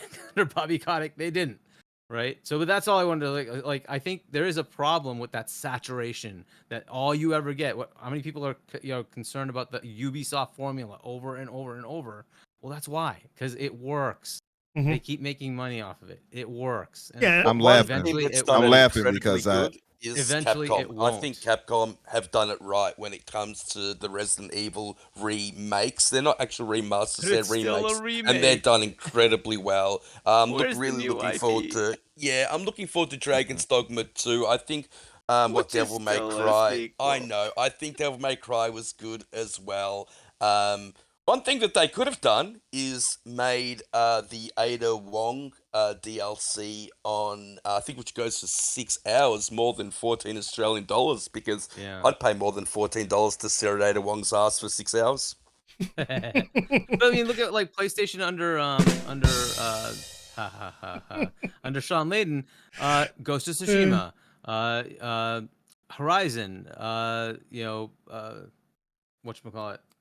But Who's that's, the other I one? mean, that sort of raises the problem, like what Pete was saying with awesome joke too. What raises the problem with like Capcom is they haven't really released a lot of new IP. They're releasing something coming to Game Pass, and they're sort of trying it there first with a smaller team. But on the whole, they have been remastering and remaking. And the problem is, I guess, they've done a great job of their games. Problem is they've made an absolute bucket from doing that, right? And so they're probably using some of that bucket to then fund, these smaller games. That smaller game they're making, I can't remember the name of it. And then if that hits, cool, then we'll probably see remasters and remakes of that. And this is going to go on and continue. It's not going to change.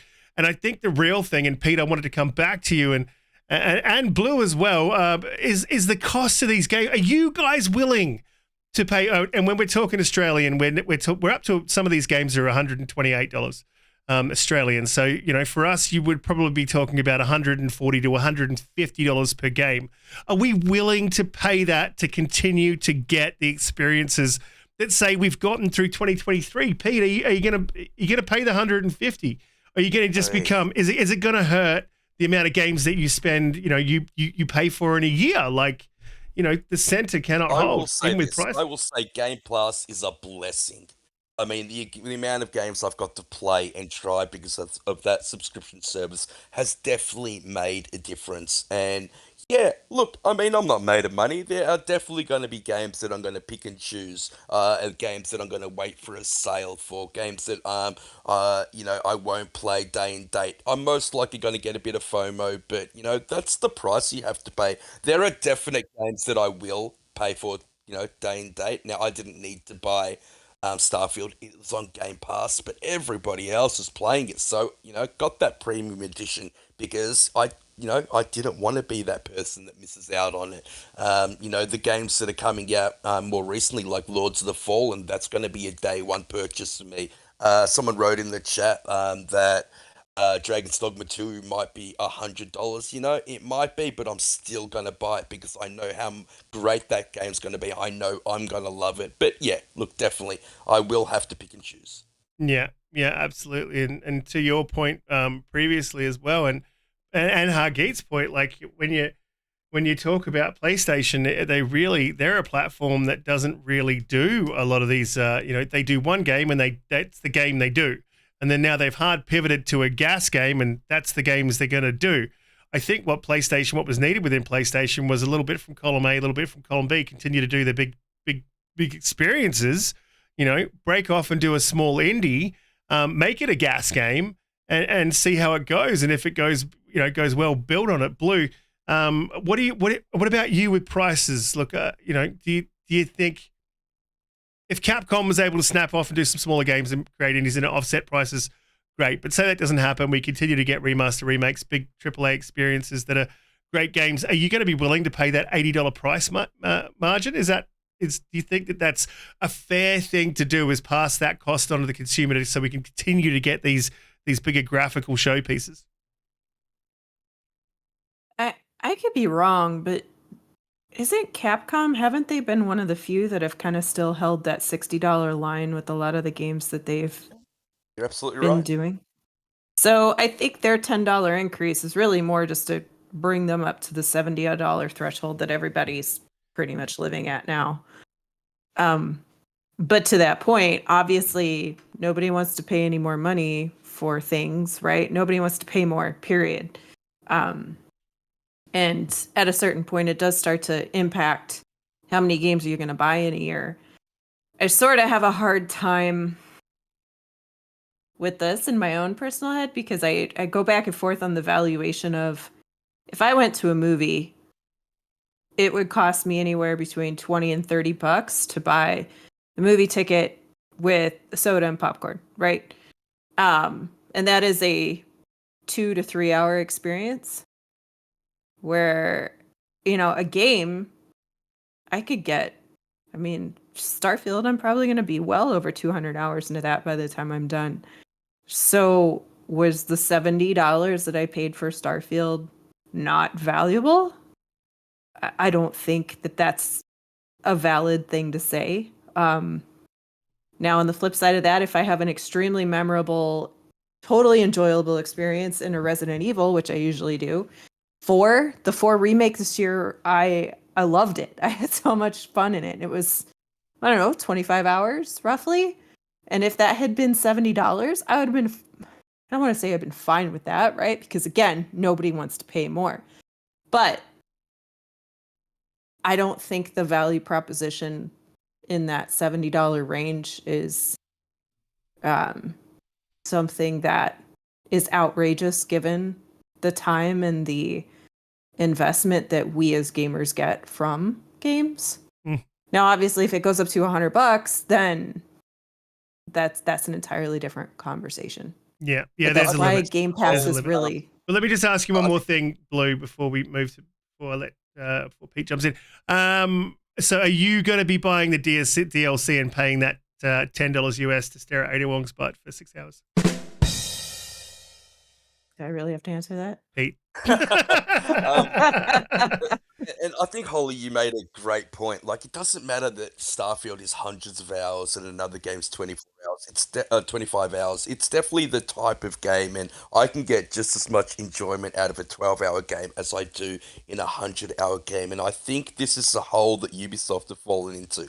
All their games are so just elongated just because you have to do all this nonsense, really. Like, go there, get that, fetch that, and it actually becomes a chore more than enjoyment at the end of the day. And I really think that Ubisoft in particular need to focus down their narrative, focus down their gameplay elements, and make the game more fun.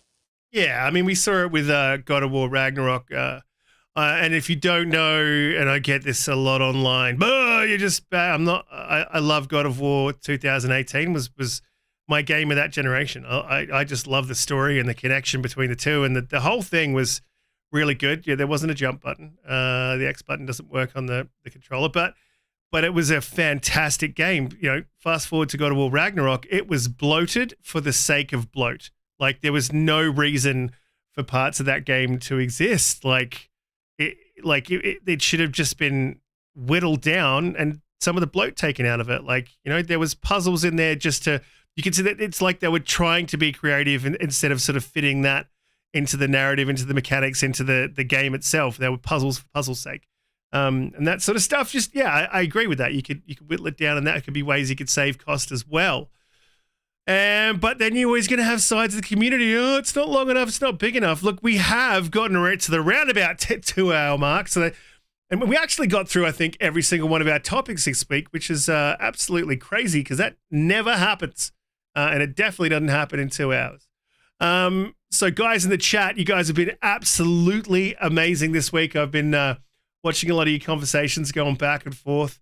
And I thank every single one of you for joining us today. Or tonight, depending on where you are. And if you haven't hit the like button, please do hit that like button. Subscribe if you are new. Go live at 8 p.m. EST every Friday, 10 a.m. in the east of Australia, and the West Coast, best coast, 8 a.m. Hargeet, thank you for joining us again today. It's always a pleasure to have you on, mate, and get your takes and your insights. And they're always intelligent, well thought out. So let people know where they can find you, what you'll be up to, what you're looking forward to playing in the next couple of weeks. Yeah. Thanks for having me on. And you can find me as HChani on Xbox and on Discord. Outside of that, you'll see me on RDX on Dealer Gaming's channel on Tuesdays, U.S. Eastern Time, 8 o'clock. And then Booms, it's Double Barrel Gaming, Primetime Gaming Show, 7 p.m. U.S. Eastern Time on Wednesdays. And what I'll be playing, probably Sea of Stars. Maybe I'll try some other things. I have played a little bit of that. What's the Party Animals? The new one. Game. It is. I've played a little bit of that. But yeah, I'll try that, or I might jump into one of the Yakuzas. I've been waiting to play those. One of them just came to Game Pass for those who might want to try it out. And then the other one's coming on a little later when it releases. I think next month, so that'll come into Game Pass day and date with the nice little Tokyo Game Show announcements. So I might jump into one of those. And thanks for having me again. Yeah, absolutely. It's always a pleasure, man, having you on. Infinite Umbra, another fantastic week in gaming. A lot of news, and there's a lot of games on the way, so there's a lot to be playing coming up. So let people know what you're looking forward to, and how's your week looking? Week is looking good. I'm going to be playing through the rest of Starfield as far as New Game Pluses. I do want to get to New Game Plus 10, finish that up. Starting on Cocoon and the Lies of P, and I might play a bit of Halo, depending. I saw Red Dead Panda reached out on the chat and asked about it, so I might do a bit of that. Party Animals for sure. I do want to drop kick somebody across their head, and yeah. But as far as shows, Anyone in particular? you were definitely one of them, Pete. Yeah, but as far as the shows, of course, you all can find me on the Xbox Factor on Tuesdays, 12 o'clock Eastern, and on The Fix, my show, of course, on Thursdays at 8 o'clock Eastern, and you'll find me here, of course, on Fridays. So shout out to the chat. Thank you all for being here. Absolutely, and thank you, Vincent DeBose, for subscribing. We appreciate you, Sir JediKnightPete. Another fantastic week. lot coming up to play, and we're going to play it all. But let people know what you're looking forward to and what your plans are coming up next week. So I'll still be playing Starfield. I haven't finished the game. I know I'm taking ages, but I usually do that with games. Thanks, Hargeet, man. What, 7th time you've been on this show? Basically, you should just become a panel member, bro. Love your takes. Thanks, Umbra. Thanks, Holly. Thanks, Risk. Had a great time chatting today. You can find me at everywhere at JediKnightPeter. If you guys didn't know, if you're outside Australia, it's actually Grand Final Day, which is kind of like Super Bowl equivalent in the States. So that starts at 2:30. So I will be watching that. Go the Lions. Yeah, absolutely. I'll be watching that as well. It's usually the only time I sit down and really have a good couple of beers. So I'll be having a couple of beers today watching that. That'll be fun. Blue, another fantastic week. Let the people know where they can find you, what you'd be up to. Definitely head out and click on Blue's socials down in the description. If you want to find anyone in the chat, I guess, in the panel or our guests, you can head down below in the description. Definitely click on Blue's Twitter. It's always fun. Let people know where they can find you, what you'll be playing, what you're looking forward to, and how's your week looking? Yeah, Hargeet, thanks for being here. I always enjoy talking to you. I'm on Twitter, HLYBRI, and I'll be working on Starfield and getting my butt kicked in Party Animals. And I wouldn't do that. he always does that. He's a filthy liar. And I would like to. I've been kind of jonesing for some COD, so I might jump back into Call of Duty a little bit this week. Yeah, me too, actually. I kind of can't wait for Modern Warfare 3 and see how it sort of runs. Yeah, Solid Sci-Fi actually hit me up to play some COD as well, so hopefully I'll get to catch up with him. Yeah, definitely. Well, myself, I'll probably be finishing off this Ada Wong DLC for Resident Evil 4, probably kick around on some Starfield, and then looking forward, I think we got Spider-Man coming up soon. We got Lords of the Fallen coming up soon, so there's games coming. It's going to be fantastic. Guys in the chat, stick around. I will kick you over to Mav and the Fun Speculation. You can check out their show after the show. And everyone have a fantastic week, and we will see you all next week. Later. Oh, Bye. And one more thing.